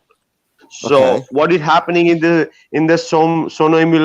emulation? What Chris is saying, it could be something similar. Well, That yeah. it's like you are visualizing the sound. Well, I would say to answer his question that I am able to interpret sound because I have an ear Right. that will hear the sound. Yeah. So sound is really nothing without an ear. It's it would just be a vibration, It's right. It's the vibration going into your ear that goes to your brain, and your brain is interpreting the sound as the vibration Right. as a sound. And- So it leads me to question: is there really any sound? It's just vibration. There's no real sound. right. It's just the brain interpreting it as a sound, so we understand each other. And people all over the world will talk about buzzing. They're hearing a sound. I think that's the sound that's everywhere. It's So, they don't want we're to talk picking about up it. on a different frequency now. Right. Nice. Right. So Yeah, so the tree falls, it never really makes a noise, just makes a vibration. Is that kind of right? Yeah, basically, you have to have an ear to hear a Well, sound. it does make a vibration. However, we use to interpret that vibration is up to us. But yes, that the source of the sound is there. Exactly. Right. The sound does exist. Well, how we interpret it, it's up to us. For example, we could put a speaker on it, or we hear it with our naked ear, or we could put an electric representation on it to make it sound in bells. You see what I mean? And you've heard that Right. before, Gene, right? Right. We could put a different type of interpretation of it. Correct. Right. But the source of the sound is there. It does exist. Voila. Right, but still, it's not a sound. That's my question. I'm not saying it's not. I have a feeling it's not really. It has to be a sound. Has to be a sound. Because whether our ear hears it or not, it's still there. So it is a sound. Yeah, Our but it's ear just hears it just because we're in amplitude range of it. Okay. Yeah, I would say I would agree that a sound is just a vibration. The ear interprets it As the noise. those vibration as actual, Yes. Yeah. But it could be similar to the radio frequency. It's a vibration or a radiation that is traveling to the atmosphere. But when it's Right. decodes, and we hear it as a sound. 100%. Yes, something very just like that. Right next door to it. Right next door. I can't see microwaves, but I know they're there. Well, I know AM waves are right here in front of my hand, between my eyes and my hand. But I don't care because I don't have an AM radio to pick them up. And I can't use those waves. They mean nothing to me right now. And I wonder if sound is really like that. Well, Just the vibration that we think is noise because what our ears do. yeah. Just, I think sound does play also in a way plays important part as visualizing. Like it helps you visualize what you are listening. Mm. In a way. Definitely. When you can't really understand someone, the first thing you do is look at their mouth, try and watch what they're saying. Exactly. Yeah. It's a very important part of life. So. Yeah. And I've been wondering about that sound thing and if it's really sound or just the vibration, which brings me to the next thing. Are we is anything physical just a high-tech vibration that seems physical? Kind of, right? Big question. Thanks. Makes me wonder. I think about stuff all the time. I'm like, wow. Yeah, I think everything goes back to the root of it being a vibration, or Right? some call it a ripple. They call it the drip effect. That like when a drop of water falls into a lake, it creates a ripple, right? Waves, and a lot of people correlate that with that's basically how the flat Earth was created, through the ripple effect. Yeah. Through all these energies and coming from above, coming down into the waters here. And Chris, I can second that. I've got several videos of this guy who does experiments using sand and dirt, and what he'll do is he'll put an electromagnet above the dirt, and the dirt will trickle up. Because of the magnetism, it will cause the dirt to rise up from the sand below, right. And he can create mountains and landscapes that look identical to shorelines and mountains, all done by electromagnetism. There you go. Yeah. Well, a lot of people will say that the craters on the moon were from an impact, and actually, scientifically, when you do the experiments like you were talking about with the electricity, it shows that the other land can be raised up to create that same effect. Correct. So it's some kind of electrical disturbance, not an impact. We can imagine the creator reaching down with an electromagnetic bar and causing the mountains to rise up out of the ground below. Absolutely. Now, here's something funny about the moon and their craters. Notice all the craters on the moon, they come from direct impact. And since that face is always facing the Earth, well, was there somebody at war with the moon firing missiles at the moon? Excuse me, right? They never come from the side. So they're always circular. They're all the same depth. Exactly, right. So did the Earth somehow go to war with the moon? Well, maybe if there was some kind of electrical war on Earth, that could be the case. Maybe they were firing some sort of electrical weapons up in the air, and the EWs. They hit the moon somehow. Nancy Pelosi weapons, right? Exactly. Yeah. Jewish lasers. Yeah, they should fire. Thank you. Exactly, right? Like on the does everybody recognize that the movie Real Genius in the 1980s, when they fired that laser into their professor's house and blew a bunch of popcorn in his house? That's exactly what's going on in California right now. There you go. Truth in the news, truth in the movies, lies in the news. There you go. All right, good one. I like that. Oh yeah, the very first time I heard of all these directed energy weapons, the very first time I realized, hey, that's Real Genius. We saw that on the movie from Hollywood. Yeah, and Star Trek phasers were a similar idea. Shooting little ray guns, exactly. little pocket ray guns. Here's one for everybody. The movie Dune. They talk about the weirding way. The movie Dune, D-U-N-E, like sand dune in the 1984. Frank Herbert. Yeah, absolutely. That is absolutely Tartarian technology. They used what they call the weirding way. They used the properties of sound to explode in enemy's organs, burn his buildings, etc. Right. In the movie, if you remember, he puts a voice into this handheld device and he blows off the top of that obelisk. Really? And it's using sound. Okay, talk about an energy wave. Okay, what they've done, and I will tell you this: that very technology is what turned the 9/11 buildings to dust. That very technology is what did it. Those buildings turned to dust. Okay, using that very technology. Voila. Yeah, there's and also levitation. Yeah, they speak about doing levitation through sounds and picking up huge stones and. Yes, it does exist. We've seen it.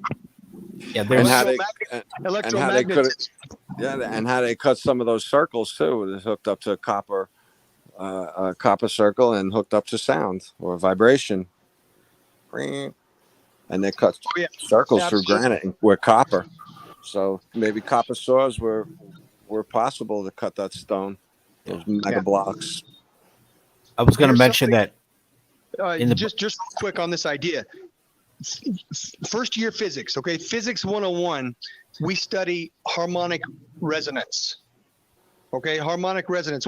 Imagine a sine wave up and down, up and down, up and down. If we add an additive to that wave, we can make it as big or as small as we want. It's called harmonic resonance. And it was that idea that led me into the fact that the knowledge that the 9/11 buildings were turned to dust. Harmonic resonance is exactly what we're talking about. We have an existing frequency, and then we add to it here and there along the frequency. We can make it do whatever we want. That sounds like harp, Rob. That's exactly what harp is. Yes, sir. Okay. Absolutely. We can cut lasers. We can control the weather. You can see it in the clouds. You can see it on the ocean floor. You see the remnants of what they're doing all over the place. Right. Have you heard of my friend? Yeah, I know you're talking technology. About. Have you heard of the Tesla device where it was called the earthquake machine or something like that? I was about to say earthquake machine. That's right. 1898 with sound. Absolutely. With sound. Yeah. And then the follow-on device was that is the cavity magnetron that powers the beams in our microwave. Absolutely. Okay, yes, Chris. I'll let you tell the story, but for everybody else, he put it on a metal building, and 10 minutes later, all the workers came out of that building. They thought they thought there was an earthquake. The building was about to fall over because it was vibrating so much. There you go, Chris. I'll let you tell the rest of the story. 1898, by the way. This is a simple clacker technology. The thing went back and forth on a harmonic resonance. Pretty soon, got the whole building to vibrate back and forth using this little clacker device that went back and forth. That's what it was. The 9-volt, probably. Yeah, I was going to mention that. Or even a wind up in 1898, a wind up spring. God. Okay, you with me? Seriously, it was that simple. Yeah, even better. Go ahead, Chris. I wanted to mention that in the Bible, it talks about the walls of Jericho being torn down through the sound of trumpets. So there's another example of the power of sound. And as well, you look at the modern, there's a lot of technology in modern warfare that has to do with using sound as a weapon to stop people, to, cause them bodily harm, burns, and stop crowds with sound pain. Control. Yeah, exactly. Right, low level, non-lethal weapons. They're using the sound energy to boil the water in their skin, literally. Yeah, we're just starting to learn the sound.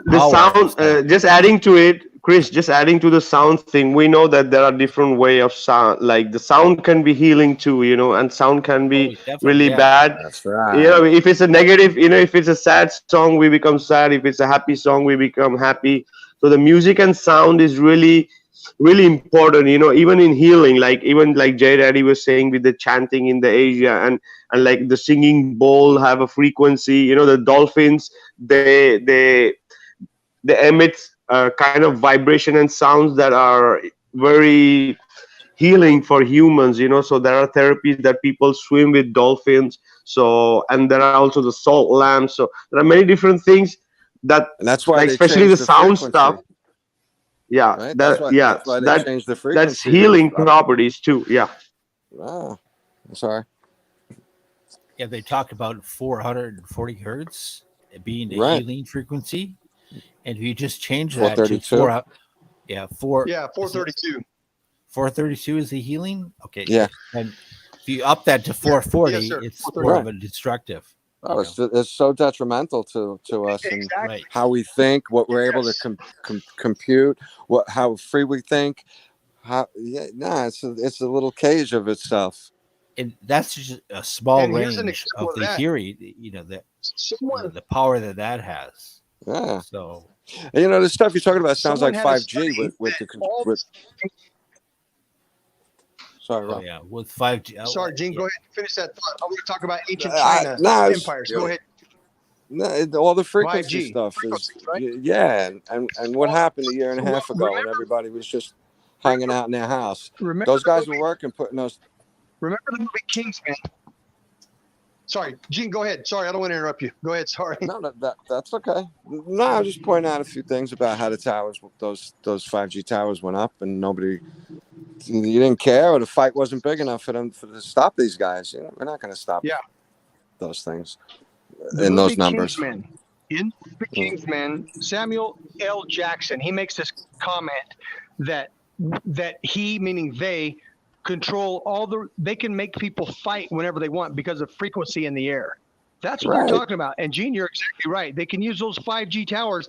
It's crowd control, subliminal. Yeah, They can make people that's- feel good or make people feel agitated just by putting a frequency in the air. Now, here's the historical proof.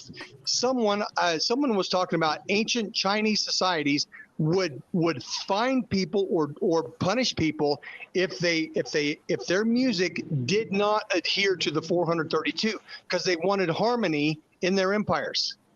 Literally, Wow. this has historical precedence, and there you go. 432 for harmony. But if you want war, you put 440 in all your Hollywood movies. Yeah, Like and all the music right now. I tell you what, Okay, there you go. the rap music today makes heavy metal from the 80s look like Disney. Good Exactly. point there. Yeah. We were all so satanic. Going, yeah, And adding to you, and adding what Rob said, with the present technology, this frequency thing, and like how they can manage people mood, they can now do anything with all our smartphones and all these 5Gs and everything. They can literally make you think or do things, literally. But people won't believe that this technology already exists, because one example would be on Facebook. You just need to think about a product. That's it. You don't need You're to even right. speak about it. I seen that strange stuff, bro. I don't understand it, but I do. It's creepy. Yeah, there's so much power in sound and understanding it, whether you use it correctly or for evil or for good. And we're just beginning to learn about that, and use it and control it. That's why I think they want to keep it suppressed. Right, exactly, Rob. We are. They got 100 years on us. They've known about it for a long, long time. MK Ultra, for example. Yeah. We know this. Totally real. That in Hollywood movies, they would put the subliminal advertisements in the TV screen or in the movie screen. But imagine what they could do now. They're putting all that subliminal advertising, mind control in everything, the videos, sound all on our cell phone. Man, imagine what they can control that we don't even know about. They had it on the TV sign off with the flag at 2 a.m, and with the national anthem, they had subliminal things flashing through that. Okay, there you go. Right? Oh yeah. Who knows what they're doing right now, and we don't even know about. Yeah. So imagine, did you really watch that? So if they're doing it with stuff you don't even really watch, imagine what they're doing with with the stuff that we do watch. Exactly right. My point, Who knows right? what's going on? Who And they've watched? mastered it by now. Who sat MK there and Ultra. watched the national anthem at 2 a.m. for 3 hours? I know I wasn't. So it's just kind of very strange that they would put anything in that. So Yep, there you go. Yeah. And by the way, heavy metal, a lot of music has been written by these guys with the help of the band, as far as I can tell, because there's so much information in music. It's just incredible. It's Back just to the Bob Dylan loaded. interview. Yeah. Gene, Every I'll let you single talk about that.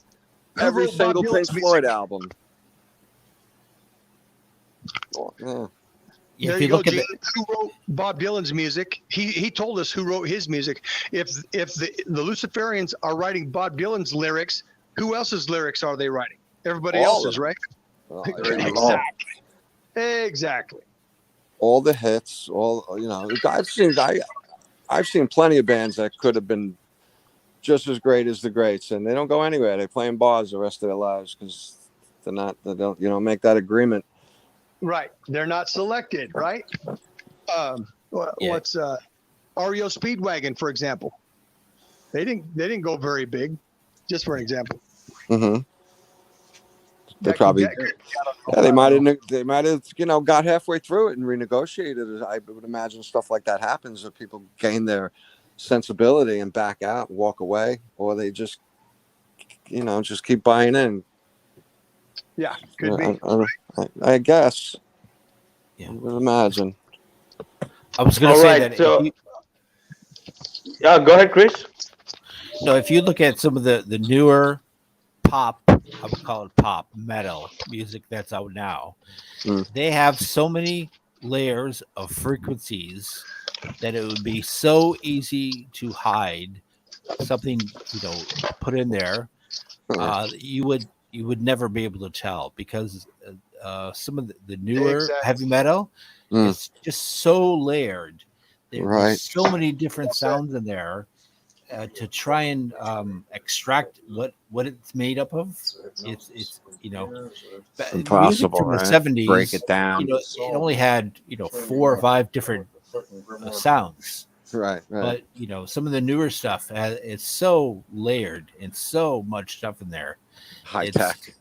Yeah, you just don't really know like exactly what they're doing. Yeah, and even that, and that's like behind the scenes on stuff that you don't see in your face possibly, and then there's the lyrics that are in your face that they're singing about it too. It's incredible. So they got you both ways, subliminal and the liminal. I don't know. They say it. Yeah, well, Yeah, that's why that's why they control the youth with all these songs they have, which no meaning, and what sounds they have there. It's in a way it's like hypnotizing the young people. Right. The music is not that great, but just making it catchy. Yeah, absolutely. There you go. And there's a few notes that they know that's out there, but it's not a secret or anything. But there's just a few notes that they play that are just like hypnotizing. Yeah. And there's only a few sets of them, and all these songs got them now the past 5, 8, or 10 years or something. You're so right many there, songs. Most songs are built on only 4 chords. Well, yeah. For that matter. Yeah. Yep. There you go. I don't know. Yeah, I'll give you my opinion on gravity. Okay. Go ahead, Tom. Well, I didn't see gravity in the Bible, and gravity to me sounds like a bunch of mathematics, the whole bullshit. I mean, I can listen to everybody talk about, all the mathematics of the gravity thing and the push versus pull and this and that. I mean, to me, we are in a fixed enclosed system here, right? And there is no magical forces that are causing us to pull all this bullshit, right? This is part of the whole mind job they got everybody focusing on, which is called your education, right? Mm-hmm. I look at the Bible for a lot of different things. Many things is the confirmation of the bullshit that's out there. And I can't, I can't get with the school taught gravity version of, Isaac Newton. Isaac Newton did that 700-page theory of gravity, and he started with the word if, right? And that leaves the door open to total perspective, right? When you start anything with if, that's like going, well, if, you know what I'm saying? And Isaac Newton was also related with the Jesuits as well. Oh, So absolutely. when it comes down to gravity, evolution is all if as well. It's all supposition. Well, this gets back into Einstein. Einstein did not create anything, That's why we were talking earlier about, he got kicked out of the college or universities in Europe. These guys are doorknob. E equals MC squared. Einstein married his cousin twice. You can't be listening to these people, right? Yeah. And in regards to the sounds that are coming from space and all this kind of crazy stuff, listen, I got a book right here called The Invisible Rainbow by Arthur Thirstenberg. Oh, I heard of that. This shit has been going on here for a long time. Skip radio, all this kind of stuff. They've been bouncing signals off of the firmament for a long time. I don't think we're getting any magical frequencies coming in from anywhere but here. You follow me? Mm-hmm. This is all part of the whole. Everybody's chewing on this bubble gum that ain't getting nowhere. You see? And so I take a look at the reality. I've got several head injuries. I've had motorcycle crashes, car accidents, you name it, drug overdoses. I was in a coma for almost 5 months. So I've had a lot of eye-opening experiences in my life. When I started hearing things about mathematics, here, I'll get you some stuff about mathematics. I got the Lesser Key of Solomon here. We can talk about fucking mathematics. Or I got the there you go, Rob. LeVay's books here about witchcraft and the stuff they can do with your head. The education system, right, is insane. Okay, so when you got to bring things down to reality here, 1 + 1 = 2. This lighter in my hand weighs 3 ounces. It falls to the ground because it fucking falls to the ground. That's the name of the game down here, right? We live in an atmosphere that is totally enclosed. There's no magical pull or push systems that are going to provide gravity other than us sitting here talking about stupidness. Heavy things fall, lighter things rise. Simple as that. That's common sense about things, and that's what everybody has lost in this world. You know that not bother me at all. That HARP thing is a mind control apparatus device as well. And look, you got your cell phones, you got your cheap beer, you got your drugs in every street corner now. Just throw a fucking TV in the pool and a cell phone, you got a cocktail of idiots, man. Bingo. Right? That's why I haven't owned a cell phone now for 5 years. I haven't had a television in my home for over 10, but hundreds of books on the occult I do read and own. Right? The biggest treasure I have in my life is my books. I'm worried the cops are going to bust into my house one day and fucking clean me out for all my knowledge. Because the Roman Catholic Church doesn't hold on to this kind of stuff. They're trying to recreate history now. In the middle of the information world is the biggest book burning we've ever seen. Ever combined with all of them, Alexandria, all of them. And all they got to do is they got everything all digitalized now. All your books are coming from computers, right? All you got to do is hit a key on a button and they change a word, and the whole meaning of a sentence is completely different. That's it, right? So that's why I'm saying the education side of things I can get a little rowdy about. It gets into the politicians and the lawyers and the doctors and the teachers and all this kind of stuff. The people that kind of ruin my life, and my father and my grandfathers. I got 2 dead grandfathers in military cemeteries in Quebec, right? They fought for my freedom. And here I am going down to Queen's Park every day fighting for my grandkids' freedom.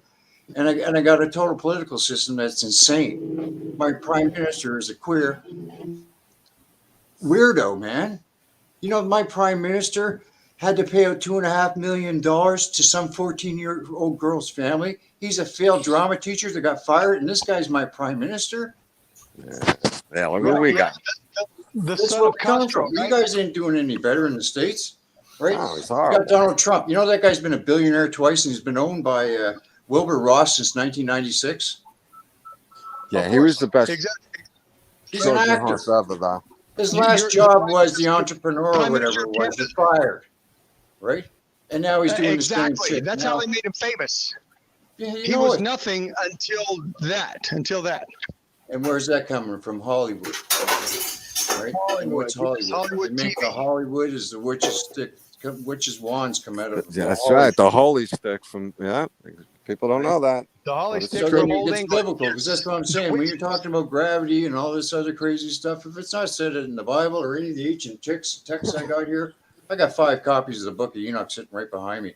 So if it's not in any of these books, I don't see gravity there. I see water, I see wind, I see fire, but I don't see gravity there. There you go. Absolutely. Gravity So doesn't this is bother me where too much. common sense has got to come into play here, guys. We live on a flat plane, right? Who knows what's under the ground? That's what I'd be more worried about, because when this shit goes down, More that I was talking firmament. about before, when these mud floods do come into effect, these guys go underground. Where do you think all your money's going? Billions of dollars. Down the drain. We just sent $70 billion over to Ukraine. We got homeless people living in the park down here in tents. Yeah. Right? That's And we just insane. sent $70 billion over to Ukraine for what? These guys are doing something below the ground. And this is where Tommy, listen, do you have a channel on RTS? You need to be on RTS, my friend, because you have so many things to say that RTS will love your stuff. Okay, so if you don't know about RTS, it's called realtruthseekers.net or realtruthseekers.com. All you have to do is make a channel and link your YouTube video. That's it. The stuff you have to say, it's not shadow banned or it's not going to be deleted. Shadow banned, I'm totally screwed everywhere I go. Nobody. So that's what I'm saying. So you want to have a voice where people listen to you. Look for realtruthseekers.com, or I'm going to send you a link, and then you make a channel there. And you don't have to upload your video. You just have to link your videos from YouTube. No, I don't care. So I know you have many interesting things to say, but YouTube is not the right place. But yeah. But everything I usually post that's no good, I got to put it up to BitChute because I don't get censored there, right? Or sometimes I put it on Rumble, which I don't do very often, and then Odyssey's another one I go to. But it's hard, man. When I go to put a video up, it takes time, and then like I usually work like 9 to 5, if not more, doing drywall. It's 60 fucking years old. Pardon my French, man. I know it's a child sensitive channel, but hey, the thing is, I do physical labor for my job, right? And then when I come home, man, I'm wiped out, and then I got to do this. And like, I took down 55 flags to a protest and set them up the other day because I have every flag from every nation, Poland, Ukraine. Wow. I got, you name it. I got England, Scotland. I got Palestine, Israel, South Africa. I take them all down to Queen's Park and I tape them all up around the whole park. It looks awesome, right? But I didn't know you did that. I make my videos and stuff. I try and push the truth, and I love the people, right? The government I don't love, and the NPCs I don't love. There's a lot of NPCs out there, guys. They're just, I don't know what to say. There's so many of us that are real, and we understand this. People that we can have these conversations that we're doing right now. There's only so many of us that can actually take this. I can't talk to people in my family. If I go over to my family's house for 5 fucking minutes, pardon me, I know it's child sensitive. They tell me to shut up or I'm going to give the mother-in-law a heart attack. Right? I mean, that's 5 minutes of being in the room. So I can't even go anywhere. But I haven't seen my family in over 2 years now because of the stupidness. I mean, because I've never worn a face panty. And I go to protests. Like I've been to Montreal 8 times, Ottawa 6 times. I was at the big the truck rally, yep. It was all right. It was a cluster, Chuck. Whatever happened with that? Nothing, right? I told him I'm not coming back there again unless I see an arrest because, I mean, it's a game. We live in some sort of a simulation going on here. Because I'm telling you, the amount of research I've done, I'm telling you, I've been doing this forever. And I'm on my 3rd book collection because I got a couple ex-wives. So sometimes when you got to leave, you leave the heavy stuff behind. You just, you know what I'm saying? And so I look in a book and I see, it tells me about this. So let's say, like, I'm looking at the memoirs of Billy Shears or whatever you want to say, Paul McCartney bullshit, right? That I open a page, it'll refer to another book. And so then it refers me to another book and another book. And then that's one book. Then I got 150, maybe, I don't know, 4 or 5. Every time you open something, it always leads to more doors. And this is where the flat earth is just always the more. beginning, right? Because the flat realm is just a start. You know what? What's above the firmament? Yeah. What is above Yeah, the firmament? what is out there? Well, I'll That's tell you the what's big up there. thing. You know, That's where this the is kingdom of beyond. God. Plus, they want That's the everybody kingdom looking of at the the Elohim. goddamn sky instead of what's below. And Hmm. and I want to know what's on the other side of the firmament. Because if I'm living in some sort of a freaky show, right? Because I have had some crazy out of body experiences. I got booked Yeah. here. Tommy, you ever Guide see to the video? remote black operations beyond Area 52. Remote viewing. There are 3 books on remote viewing. How can I do some crazy stuff with remote viewing? And this stuff does sort of work because I'll tell you right now, when I get back to I told you about when I had that thing with that Chinese doctor and telling him I was leaving my body. Right. I was laying on the couch. I was having a lot of anxiety, I guess, and my body was kind of dealing with it because I was laying there with like 2 broken legs. I couldn't get off the couch, and if I was to get off the couch, I had to crawl on my ass because I couldn't stand up. I had 2 broken thighs and a broken tibia, and my pelvis was fucked. So I was sitting on the couch watching TV, and then I leave my body after feeling like I was almost on the edge of puking. And then next thing you know, I'm up in the corner of the room in the ceiling there, looking down at myself, and it was weird, man, but it was so real. And so when I told you about telling the Chinese guy about the adrenaline, he told me. So then when I was in a coma, I was a prisoner of war in North Africa for a while, and I was in a hospital camp when I was in a coma. I was in South America working with this black guy that looked like Sergeant Slaughter from the U.S. military Marines, right? And I was in the basement of these churches chasing these little fucking dwarf guys around. This is in my coma, right? And that's just some of the stuff. I can go on because I was in a coma for a couple of months. And then even when I came out of the coma, I had to learn how to walk again because everything gets all shut down. I had these big sores in the backs of my legs because I was in a coma for 4 days before they even found me, right? I should be dead several times.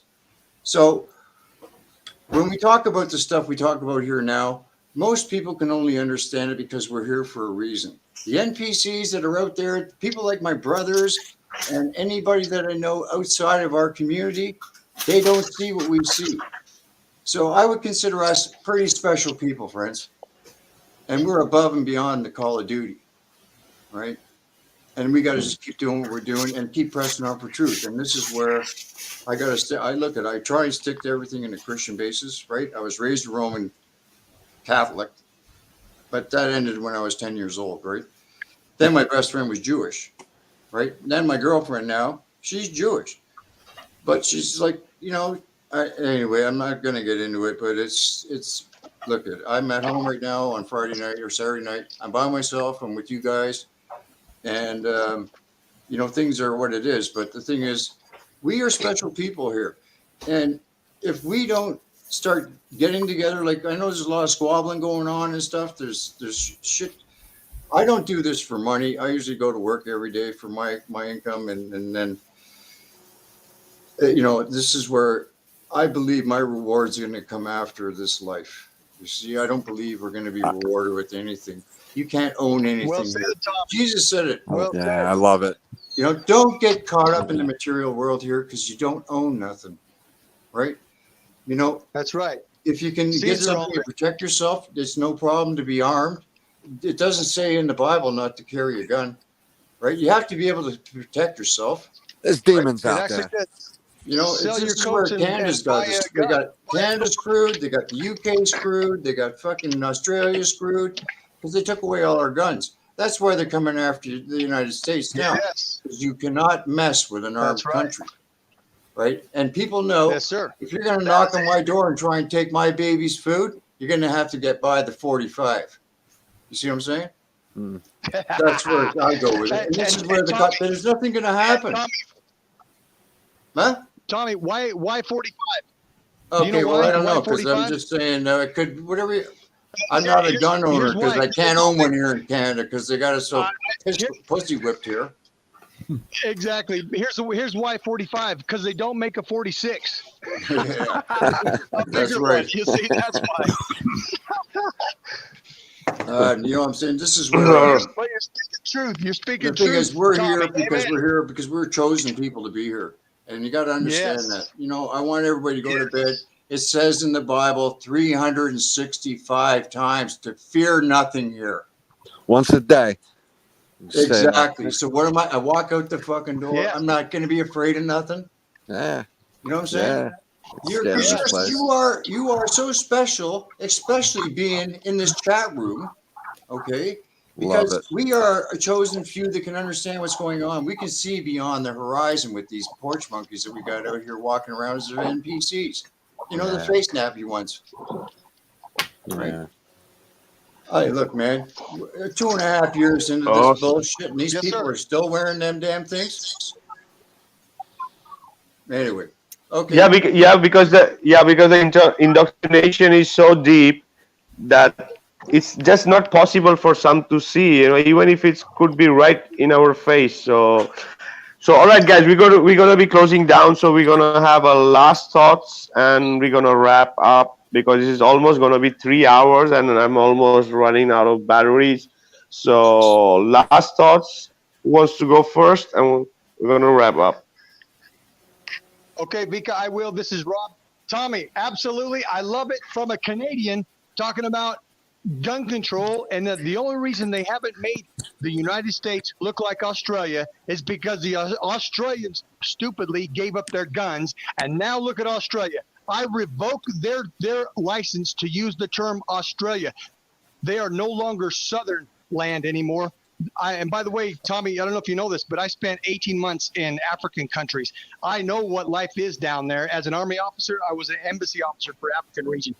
I hereby revoke the Australian government's use of Australia because they're making it look like Rome there in Australia. They are no longer authorized to use that name. They're making it look like Rome there. And the only reason that they've done that, and Canada too, Tommy, by the way, Tommy, I had former in-laws in Calgary.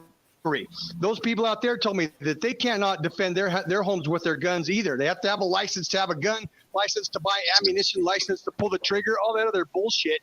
And that's because they don't have a Second Amendment. There's only one place in the world that has a Second Amendment, and that's the only place that says fuck you to all this slave mask and everything else. Thank you, Tommy, for all your information on the Tartaria and everything else. Thanks a lot. There is a creator. Jesus Christ is the son of that creator. Thank you. That's all for me. Great. Cool, Rob. Thank you, Rob. It's good to hear from you, man. Thank you. Yes, Who sir, wants Tommy, to I'll go get in next? touch. Get your email or Facebook, something. All the best. Thank you. Yeah, thanks, brother. I'll go next. Yes, Chris. So, my name is Chris Hellman. I wanted to thank Vic for inviting me on. Thank you, Gene and Tommy and Rob, for listening and presenting all the information that we did. And I just wanted to quickly reiterate my thoughts about gravity. So there's three things that cause it: the relative density, the electromagnetic potential gradient, and it's caused by pressure, which comes from the sonoluminescent stars that we can prove through um, the cosmic radiation map. You know, we have evidence for that happening. So that's all I wanted to say, and thank you for having me. And it was a pleasure being here, and I hope to be back again. Thank you very much. Have a good night, Oh, everyone. thank you, Chris. You know, we are connected from a long time, and we're from past 1 year. We you were really missing, and it's great that you're back. And you know that we were supposed to do these kind of shows earlier, you know, a few years before, and we even did some tests, run tests, so that people just know that Chris is one of the person who always I wanted that to be on the shows, and finally we have him. So it was great to have you here, Chris. Thank you very much, Vic. Good to be here. Yes, and he's Thank the you. admin from World Flat Earth Association group and the Fern group. So, and who's going next, Gene or And, Tommy? and Chris, this is Rob again. Thank you for your talk on that. Thanks for your information there. As a physicist myself, as a degreed engineer, I look at gravity and I laugh about it. I can still remember Oh, my definitely. instructors at West Point trying to tell me about gravity and really the Lorentz Fitzgerald contraction when we were studying light. I can still remember him stumbling over himself because he didn't know how to fully explain it, but we do. Here's gravity. An apple falls in the thin air, but it floats on the water. When anybody can explain anything other than gravity doesn't exist, when anybody can explain that, then they can step up. But until so, gravity is a myth. It is a myth no different than Santa Claus. Voila. Yeah, there was a theory back in the 1700s called, I think it was called Flugelstand or something like that. That Okay, talked about gravity's that. taught as a theory. In the universities, gravity is taught as a theory. Yeah. Therefore, a theory. Nothing, there's no substance to it at all, Well, as you that well know, Chris. let me finish my point. That Yes, theory, Flugelstand, was the idea that there was a magical force within matter that Magic. caused combustion, and that's what all the people thought. It wasn't science that made up this theory. It came from the people who thought that. And that is the same idea with gravity, that there's this magical force inside matter that causes it to attract other things. And it's either, both of them are simply not true. They neither one Yeah, exists. It's just myth. an old time myth that people are, in the gravity. Thank God the combustion one, we don't believe that anymore, but people still believe in the gravity myth, which you know people have to think better and advance past that, but Yes, sir. Chris, we are surrounded by Greek myths. The Greek mythology then is no different than the world order mythology now. The space shuttle, the spacecraft, space, it's all the same Greek myths before. They're industrial Greek myths. That's all they are. Thank you. Industrial All right, mythology. guys. Okay. Hey, Yes, Chris, gravity is a Rob. never-ending story. Yes, Tommy, go ahead. Yeah, because okay, guys, thanks for having me on with you. It's been a pleasure, and maybe we'll do it again someday soon. And I hope everybody's going to be well and take care of yourselves, and just don't drink the Kool-Aid, guys, and stay clean. And God bless everybody, man. Thanks. Hey, thanks for passing by, Tommy. It was great. It was a pleasure to have you here on the show today with all your insights, man. And Okay, yes, man. thanks. we I wish appreciate you being here. Thank best you. too. You're welcome, brother. Jeannie. Vika, what a great show. 2 minutes to midnight. We pulled it through, brother, right? This was a lot of fun. And thanks to everyone in the audience for spending the time with us. I hope you had a great time. I think everybody here did. Chris, I loved your what you had to say about gravity. It was excellent. I loved it. I appreciate you being here. It was really nice to meet you. And yeah, we hope you come back too. Rob, it's always great to see you, brother. I gotta get a pen when you talk, bro. Like, whew, As I always, can't Jim, keep all that in you so too. fast. And Tommy, I'm really glad to see you, bro. It was great to meet you here. I've been a fan of yours for a long time, and I love what you had to say. It was very enlightening. A lot of a lot of stuff to cover in Tartaria. Like you said, it's endless. All these subjects, and they all touch each other, which is fun too. Vika keeps us all reined in very well. I don't know how you do that. We go off and it's like, oh, slow down, guys. A lot of fun with you guys up here, and enjoy the night. And thanks for being here, everybody. Vika, thanks again for having me, brother.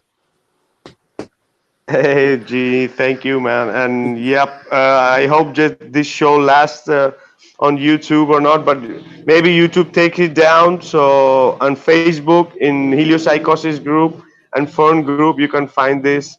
They're not gonna take it down, but on YouTube, maybe they take it down because it was just so awesome show. We covered a Yes. whole lot of stuff, and normally we do 1.5 hour show, but today was Saturday, so we and the show was really interesting too.